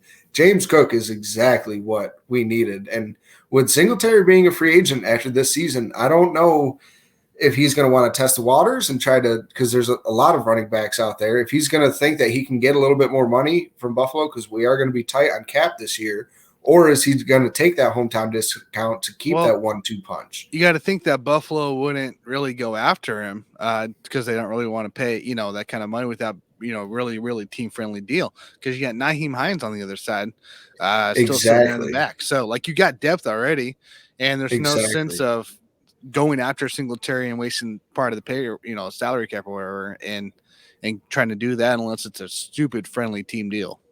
Bills Mafia is going to hate this, but don't be surprised when they draft another running back this year. They will on day 2. Like I've said it all year. All right, since we've gotten Nyheim Hines. All right, we've got the super fast guy who's also our returner and our veteran. We've got James Cook who's like stepping into his role. He's gaining confidence. He's doing well with the football now. And so now we're going to need another bruiser, another Devin Singletary. Yep. I'm right there with you, man. I think it's going to happen. So I really don't have anything else for this game. It's going to be about stopping Fields essentially. And once you stop Fields, I mean, I know Herbert's back. Herbert and Montgomery in the backfield are usually a pretty good duo. But when you don't have enough time to pass the ball, all you're going to do is run between Fields, Herbert, and Montgomery. So just throw a couple of spies on him and see what happens. Well, when we played the Ravens, what changed in the second half for our defense was Matt Milano was tasked with being a spy on Lamar, and that shut Lamar down for the second half. I mean, we saw what happened. Bills came back and won that football game. I expect the exact same thing to happen today. All right, just the Bills do very well against running quarterbacks. It's odd. They just don't do that well against Buffalo. We're very good at contain. And like I said, with Matt Milano being able to spy anybody he needs to, he can do that and cover the ground. I mean, I know Justin Fields is a hell of an athlete, but so is Matt Milano. Yeah. If he can handle Lamar Jackson, I'm going to gladly say he can handle. I think Fields gets his occasional, 15, 20-yard runs. Like, you can't stop an athlete like that, consistency. But I think when it comes to like when it matters, those, long third down stops, essentially, especially kind of late in the game, I think that's where Milano will probably come into play. So, I like the Bills to win. I think they win handedly, probably a couple touchdowns for this versus Bears team, and I think Justin Fields makes it a little exciting, but I don't feel like it's going to be much of a game. I predicted 27-17 Buffalo. Just because we do every now and then we do struggle stopping the run, and between 3 basically great running backs back there, in the Bears backfield, there's going to be challenges. The weather's going to be cold. It's going to be harder for the Bills to throw the football. Yep. But if the Bills can get out to a lead and make Justin Fields actually throw the football, then that's going to bode very well for Buffalo. Yeah, I'm for it. Casey, what's the plan for all Bills Mafia? Is it to just get drunk and jump through tables here? Is there like a special table you guys get for Christmas, or go out in the 3 feet of snow? Oh, dude, I'm looking at it right now. I can't even see roads. And I live in Central New York. I don't even live in Buffalo. We're not getting it bad, we're not going to get bad like they are. Nope, I got my game day socks and pants on, my game day jersey, and we're on a win streak with the Jim Kelly. It breaks my heart. For my birthday last week, my wife got me a Stephon Diggs jersey, but I just can't wear it because of the win streak with Jim Kelly. But don't touch it. Yep. Exactly. Yep. Just ordering pizza. If you're a little cold, might take a shot of whiskey or something like that. Keep your insides warm. There you go. But that's my plan for the day. I like it, man. And where can we find you at? Go ahead and get those plugs in. So we got the Mafia Cast Facebook group and Facebook page over on Facebook. Come join there. We stream live every Wednesday. We just changed from Tuesday to Wednesday at 7:30 Eastern. Those streams are live on Twitter, both our Facebook groups, and on YouTube. And you can find me personally on Twitter at Skeeds24. Love it. Love it. And see here, Din Jarin. Drink up. Drink it up. I will be. Trust me. I think that's the theme today anyways, at Christmas Eve. What else are we going to do in a blizzard? Exactly, right. Hey, well, awesome, Casey. We'll see you. Merry Christmas and have a good one, buddy. Hopefully the Bills beat down the Bears. Thanks, guys. Have a good Christmas. Go Bills. All right, Tanner. Who is the guests just keep on rolling here. Right. We got Josh next here. We'll go ahead and bring in Josh in. I've been waiting for this one. What's going on, fellas? How y'all doing today? What's going on, man? Josh, how you doing, brother? Hey, man, I'm here, man. It's Christmas Eve. I got my I don't got no drink, but I got my water with me. Got some Tylenol, and I'm ready to see what the Ravens going to do today. Hey, you might need a couple, man. Hey, right. The Ravens are Huntley is a go, so they're not having to go to the third string quarterback. I was reading some reports today. Lamar hopefully back next week. But this team is falling apart here quickly, and here come the Bengals to overtake them in this AFC North division. Yeah, I would say the Bengals have definitely been that distant cousin or that little brother that's been nagging at the leg. They've definitely been making their presence been known. I love the fact that the Cincinnati Bengals are finally they've been competing, but now they're really competing. So it's definitely good for them. For the Ravens, the good thing about it, the Jags helped us out Thursday night. So that takes a little bit of pressure off of us. Now, can I say the Patriots will pull an upset against the Bengals? I'm a realist, and I don't see that happening. Do I see Baltimore getting the job done? Me being a fan that I am, I'm going to say yeah, just a little bit, but but knowing the Ravens, anything can happen. So it's definitely interesting to see how everything's going to play out, especially with the Bengals. The rest of their schedule, because I know after the Patriots they do play the Bills. Yeah, and they'll play out. So the Bengals have a hard schedule regardless. I talked about this 5 weeks ago. Like if they come out with this schedule here, they might end up being like a 2-1 seed here. Right. Obviously division winner with that, because their schedule was so tough. Having to play against a lot of great teams, and right now they've done nothing but win. Yeah, and it's. You got to give credit. Like we talked kind of trash on I talk trash on this team all the time, but I talk trash on the Bengals a lot. And all of a sudden it's like they start clicking, and it's a different team.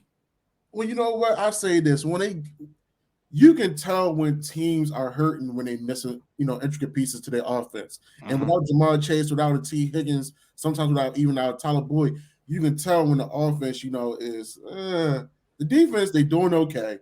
Yeah, but still, they missing some pieces on that side of the ball too. But once we saw what happened when they got Jamar Chase back. It was the KC game. Yeah, the Buccaneers just completely fell apart in the second half. Like I don't even know, was that Vegas, the bookies making the call, whatever the case may be. But usually when you got the lead, especially when you Tom Brady, you try to keep it up. You do, right? Like normally you try not to, blow that lead, and the Bengals came back and they showed that they can do that. They can march back. So back to the Ravens here. Obviously a very disappointing showing last week, very low scoring. Couldn't execute in the red zone. and it seemed like there was no help. I know there's no receivers for you guys right now, but like, is it really that bad in Baltimore with no weapons at Ravens all? wide receiver hasn't caught a touchdown since week 3, so there's that. Yeah, man, you ain't gotta remind me, man. I know.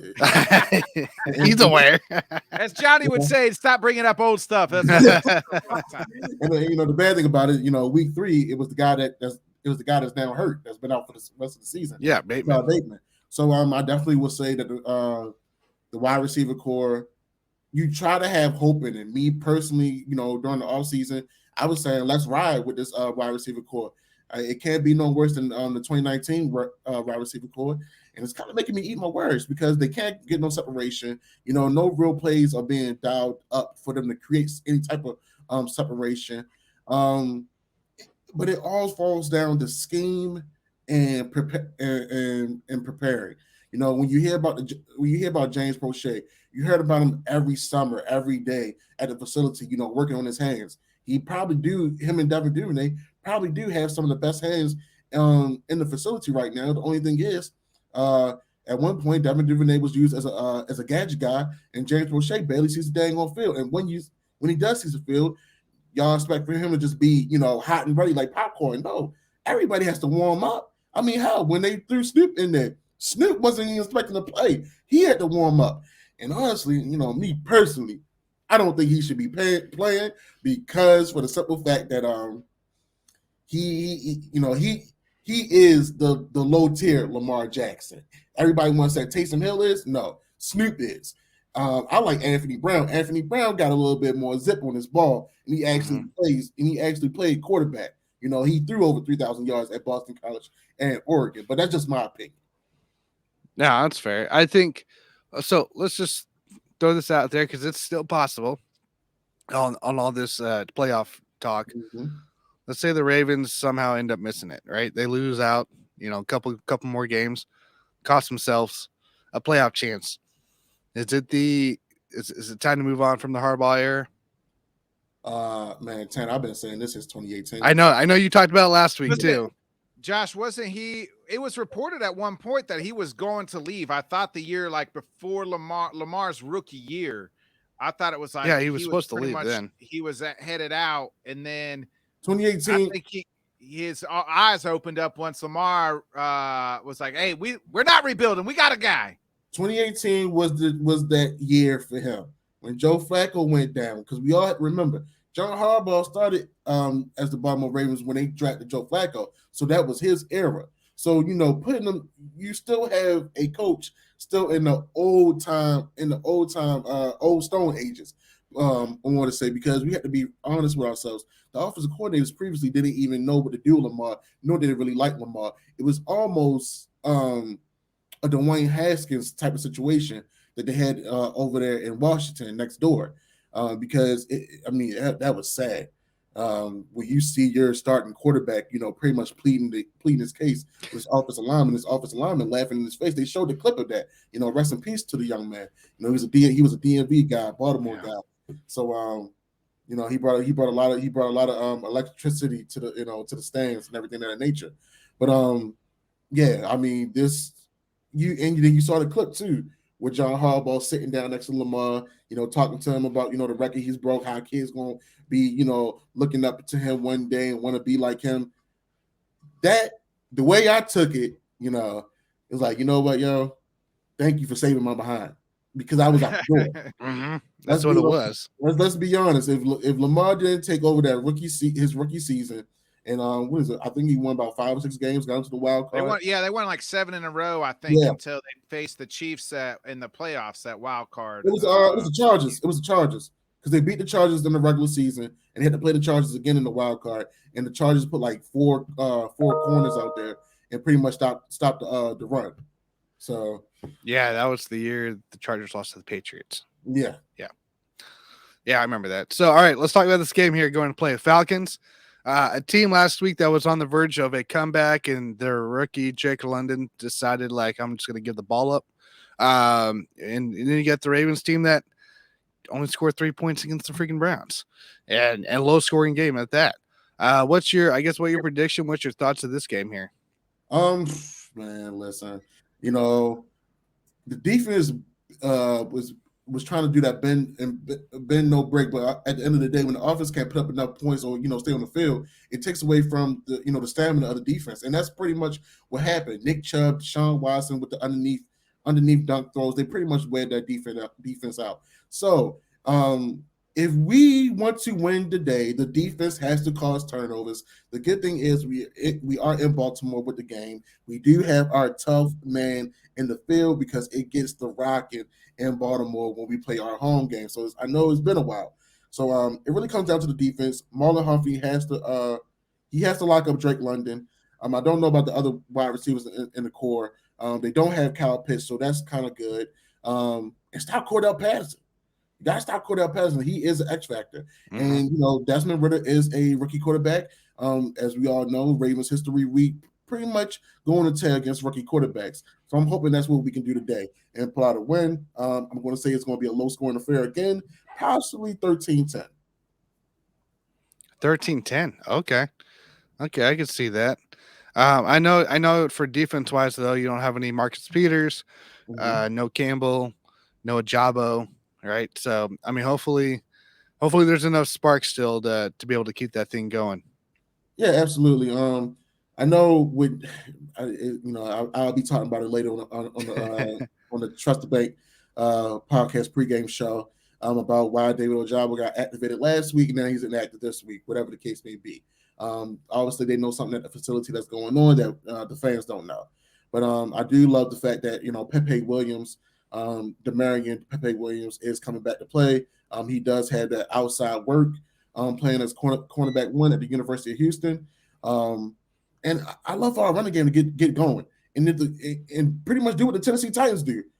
We don't got to pass the game. Run it down their throat until they stop it. JK Gus, Tyler.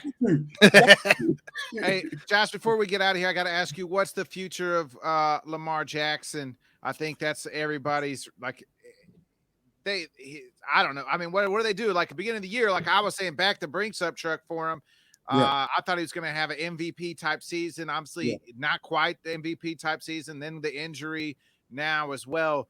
What should the Ravens do here with Lamar going forward, and what kind of contract do you think it is? Because they could franchise tag him, so I don't think he's going to see free agency this year. I definitely feel like Lamar Jackson's going to express. If I'm Lamar Jackson, I'm expressing my my concerns with Eric DeCosta in regards to coaching, whether it's the head coach or the offensive coordinator. Me personally, I feel like Lamar Jackson needs a offensive coordinator that's going to bring back the past that pro set, something like a Gary Kubiak did for Joe Flacco, because we all know that Lamar Jackson, the way he won his Heisman Trophy and became a finalist 2 times in a row, is by in a pro set offense. It wasn't just on the stem of his legs. So I feel like they're wearing him down on that note. So there has to be changes being made to that coaching room. If there's not changes made to that coaching room, I do see the Ravens possibly franchise tagging them and may help them out with a trade. I know the Ravens organization are good for that. They did that with Hayden Hurst. They did that with Hollywood. So if Lamar actually asked for a trade, I can see them going out there to seek one for him and try to get up some incentives for that. So as much I would love Lamar to continue to be a Raven, me personally as a fan for him, I want him to get the best opportunity in the NFL. I want him to get a Super Bowl, and I want him to be better than what he's been here, because I feel like what John Harbaugh and Greg Roman, he has reached his plateau for the offense. They haven't done any favors. I say that. I tell people that all the time. Like, who the hell's he throwing the ball to? You know what I mean? Like, that's it. Like, look what weapons he has. He has no weapons. Bateman has been hurt. I mean, he's a good. Yeah. You like to think the kid is good, but he's been hurt the better part of his 2 years in the league here. So there's that. Hey, they got Sammy Watkins back.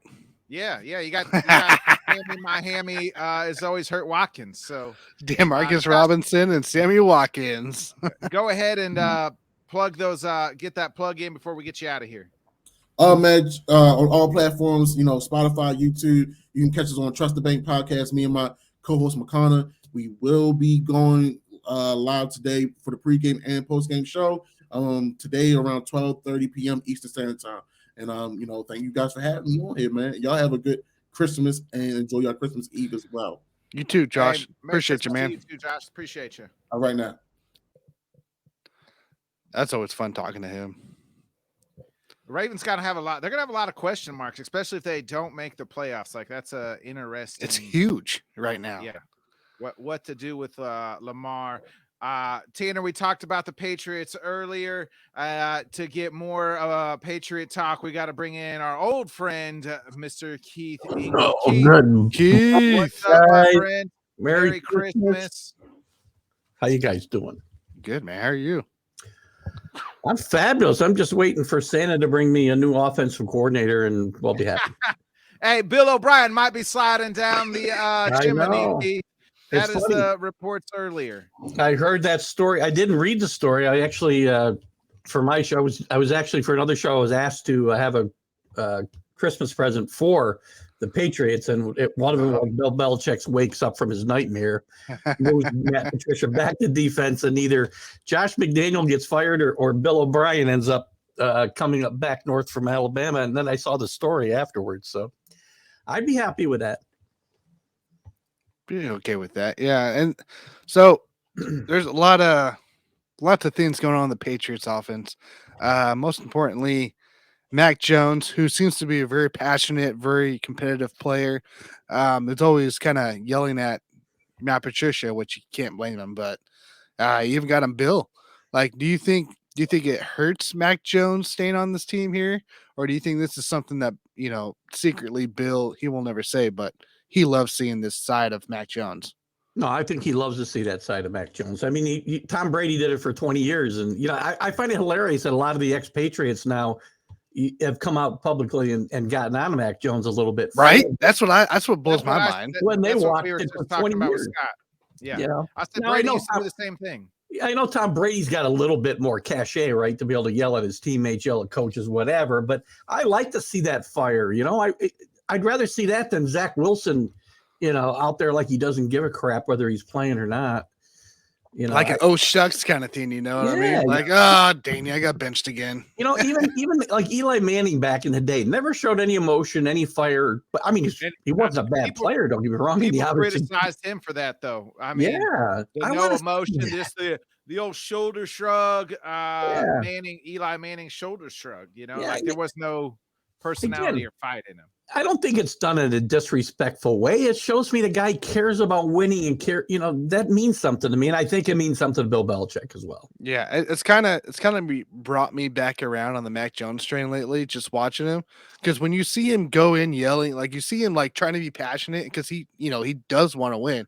Yeah. I think it does show the guys kind of buying back into him versus middle of the season where it wasn't really anything but I talk about energy all the time within teams, and this is kind of bringing not the energy quite yet, but this will start in that path for Mac Jones, and it's kind of brought me back towards the Mac Jones train just a tiny bit.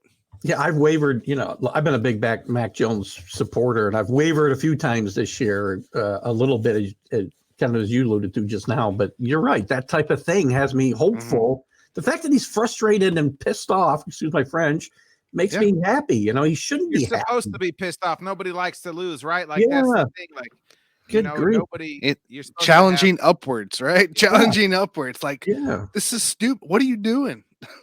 So Scott here kind of took my question here for you, Keith, and I was just going to ask you if you think the Patriots make the playoffs, but he wants to know if all 7 teams in the playoffs that are currently, if the season ends today, are they making it? And that would include I don't think your Patriots are in right now, right? Like they're not.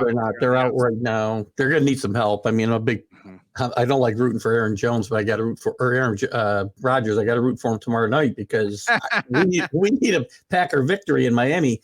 Because last week's game, the Patriots would have controlled their own destiny if they won last week, and they don't now. Even if they won out, there's no guarantee that they'd be in, and winning out will be difficult. Bengals obviously today. Dolphins next week, and the Bills to finish out the season.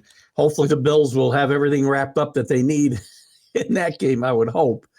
But a few weeks ago, I thought 9 wins would get them in. Obviously, it's probably going to take at least 10 now. I project Miami at 10-6, the Chargers at 11-6 and the Patriots at 9-7 at best, and that leaves them. Yeah, I don't think the Pats are getting in. I think that stiff arm from hell ruined their playoff hopes yesterday or last weekend. What the hell are you doing? Throw from Jacoby Myers. I mean, what are you doing?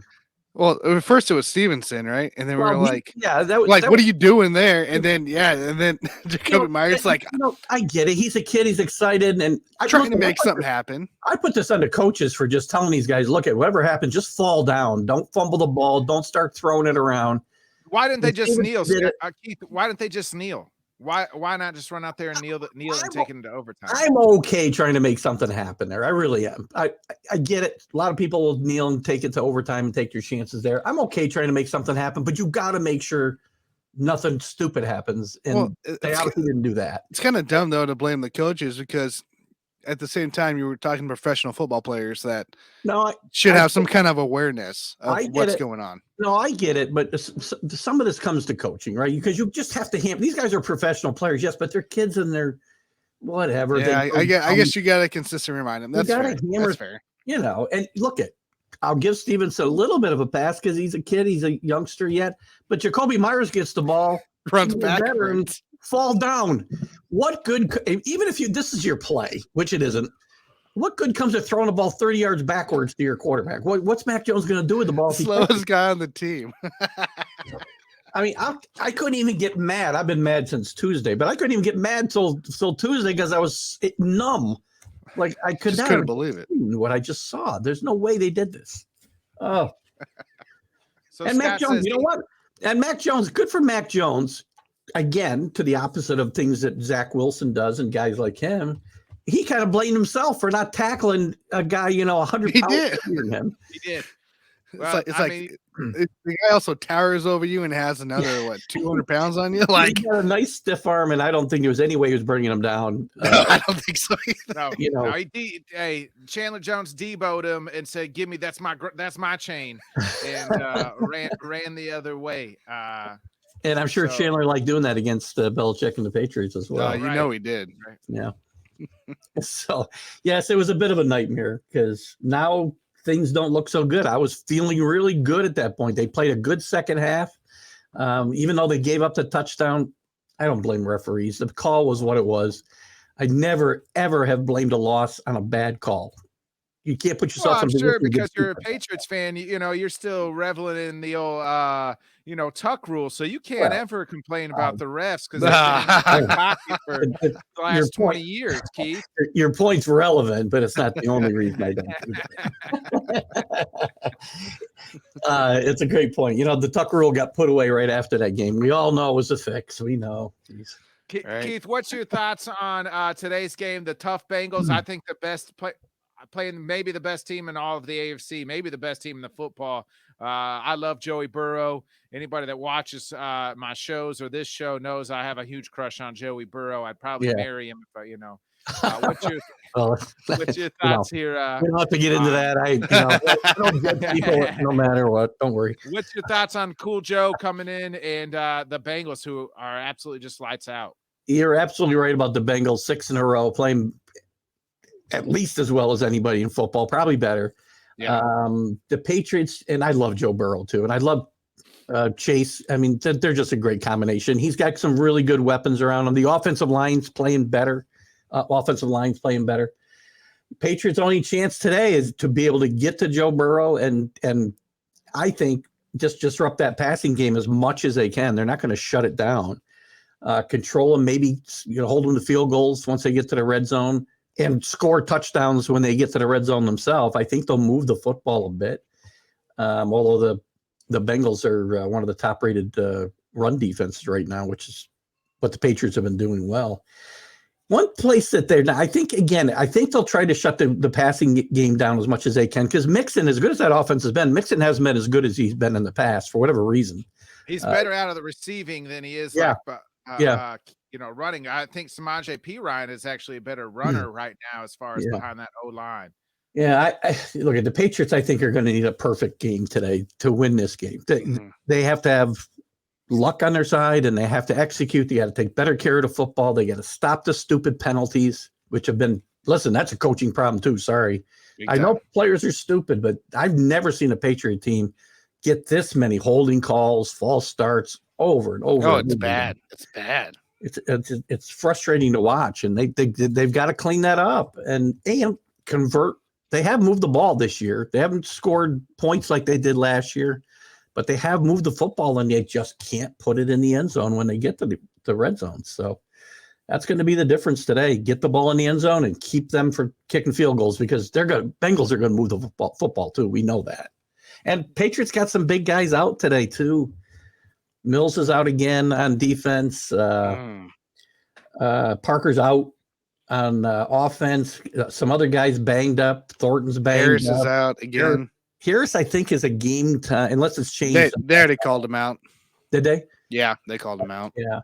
Well, as long as Stevenson's ankle holds up, that'll be okay. I'm all right with that. Right. One more question here. I want to get your thoughts here. Scott saying he thinks Bill needs to relinquish being the GM. What's your thoughts here on, Bill just going back to straight coaching and not buying the groceries, so to speak? I think it's interesting. We go back to Bill Parcells with the groceries, right? But I think it could come to that. I get asked a lot whether, would Kraft ever fire Belichick? And I think Bill's safe there as long as he wants to be there. I do think there could come a point in time, and we could be getting close, where Kraft says, Bill, you need to step back from one job or the other. And I think Bill will want to continue to coach if that becomes the case. I do think he wants to coach until he wins a Super Bowl without Tom Brady. I really believe that. If it takes till he's 80, I think he'll be there. So there's a possibility he'll get asked to do that. Yeah, I'm kind of with you there. Give us your prediction for today's game. This will be very hopeful prediction. Patriots 17, Bengals 14.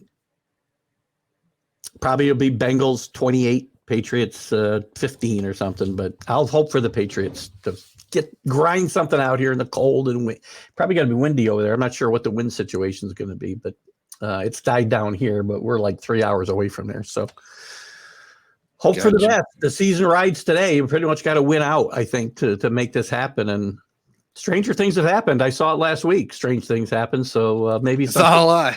Maybe something strange and karma will come back around my way this time. Not a lie there. So yeah, I don't have anything else. I think you're right. They just got to win out. So I think Bengals do win out this game. Unfortunate for you, but they're just lacking too many injuries and too much discipline. I'd rather seen this game a couple of weeks, correct 6 weeks ago before this team got playing well and they were banged up. It would have been a much better chance for the Patriots. Look, Patriots have put themselves in this position. They lost a game to the Bears they never should have lost. They lost last week's game they never should have lost. They really should have beat the Vikings on Christmas night. Didn't happen. You would have, should have, could have. It didn't happen, and now they're where they are, and backs are against the wall.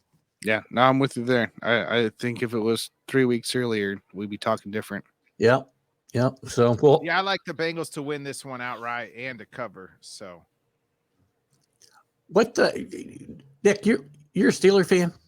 No, I'm a Packers fan. Packers fan. That's right too. Yep. That's right. A big Packer fan tomorrow night myself. Assuming we win today. I don't think that's happening. We're not winning tomorrow. If this game was in Green Bay, I think they would have a very good shot because Miami's not very good on the road this year. So, but they're not. Come on, Aaron Rodgers. Come on, Aaron. It's time. It's time to show up. Bring your Colt boys with you and let's win a game here. So before we get out of here, Jay Glazer's just reporting real quick. New York has lost all confidence in the former number 2 pick, expected to part ways after this season. That shot. Wow. That shot. He may still, he may go somewhere and figure it out.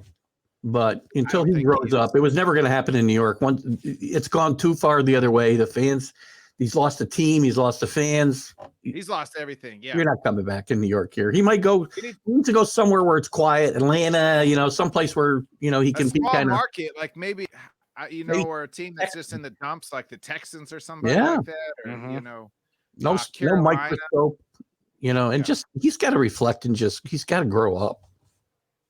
Well, Scott agreed here. They should trade him to Carolina. Keith, where can we find you at? And go ahead and get those plugs in there. Well, you can catch me on TGI Sports Talk. You can catch all my stuff on Let's Talk Sports. Obviously, we have the my Sunday stream of consciousness. Today we had our Christmas Eve stream of consciousness because we won't do a show tomorrow. We've got the college football huddle on Wednesday nights. Are You Serious on Fridays? A weekly vlog and some other content. I get our good friend Dan Harris on Major League Baseball and the NFL when I have time. Yep, agreed. Love seeing this stuff. So, and of course, you always had the Man New Yorker there, time to time, right? Boy, there's nobody makes my head explode like Carlos. Let me tell you. Wow. Gotta love him. Awesome. For sure.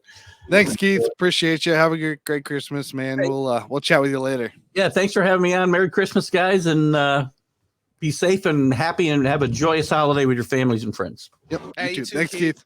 Bye-bye. Love Keith there. So, well, Nick, wrapping her up here. Do you want to give your Packers prediction again real quick so that everybody knows? Man, I forgot what I said last night on Johnny's show, but I'm going to pick the Packers to lose 24-17, I think. Dolphins. Okay. I think it's going to be a little closer. I know you said Seattle's covering the Chiefs, so what's the pick there for you? Let's see here. What do we got? It was a 10-point, right? 10.5. 10.5. So I'm going. I think I told Bo I'm going to go 33, like 27. 33-27. Oh, you did already mention this. Yeah. I think 33-27. Where's Johnny, guys? He is oh man, honey-do list. It's a lot going on for him today. He's got to go mow the lawn. He's got to go shovel the driveway. In Miami. His wife's making him unfreeze the pipes. He has to go He has to go up to South Carolina to buy some coats. Yes. You know. They got to bundle up. They're getting the wood stove out. So that's where Johnny is, Scott. He chopping wood. Chopping wood out there. 50-degree weather. So he's freezing. Said he's too cold to even come on air today. It's a chilly day. All his lines are frozen. Yeah. And now he's worried about the Dolphins. Yeah, wasn't working. So that's where Johnny is now. Johnny, we miss you. He did just say honey-do list was too long. Merry Christmas, Tanner. Merry Christmas, my friend. You too, man. Whatever you celebrate. So we appreciate it. Go ahead. Bodkins and Buffoon and Bodkins. Maybe Monday. So. That's the plan. So turn on the notification, guys. You'll know in case something changes there. And there was a time change for the Titans Bills game, as Mr. First Downs indicated. It is now a 1:00 start. So 1 Central. True that. All right, Tanner. Well, I appreciate it. It's been another great week, folks. Go, Tanner. I'll let you hit that outro, man. Okay.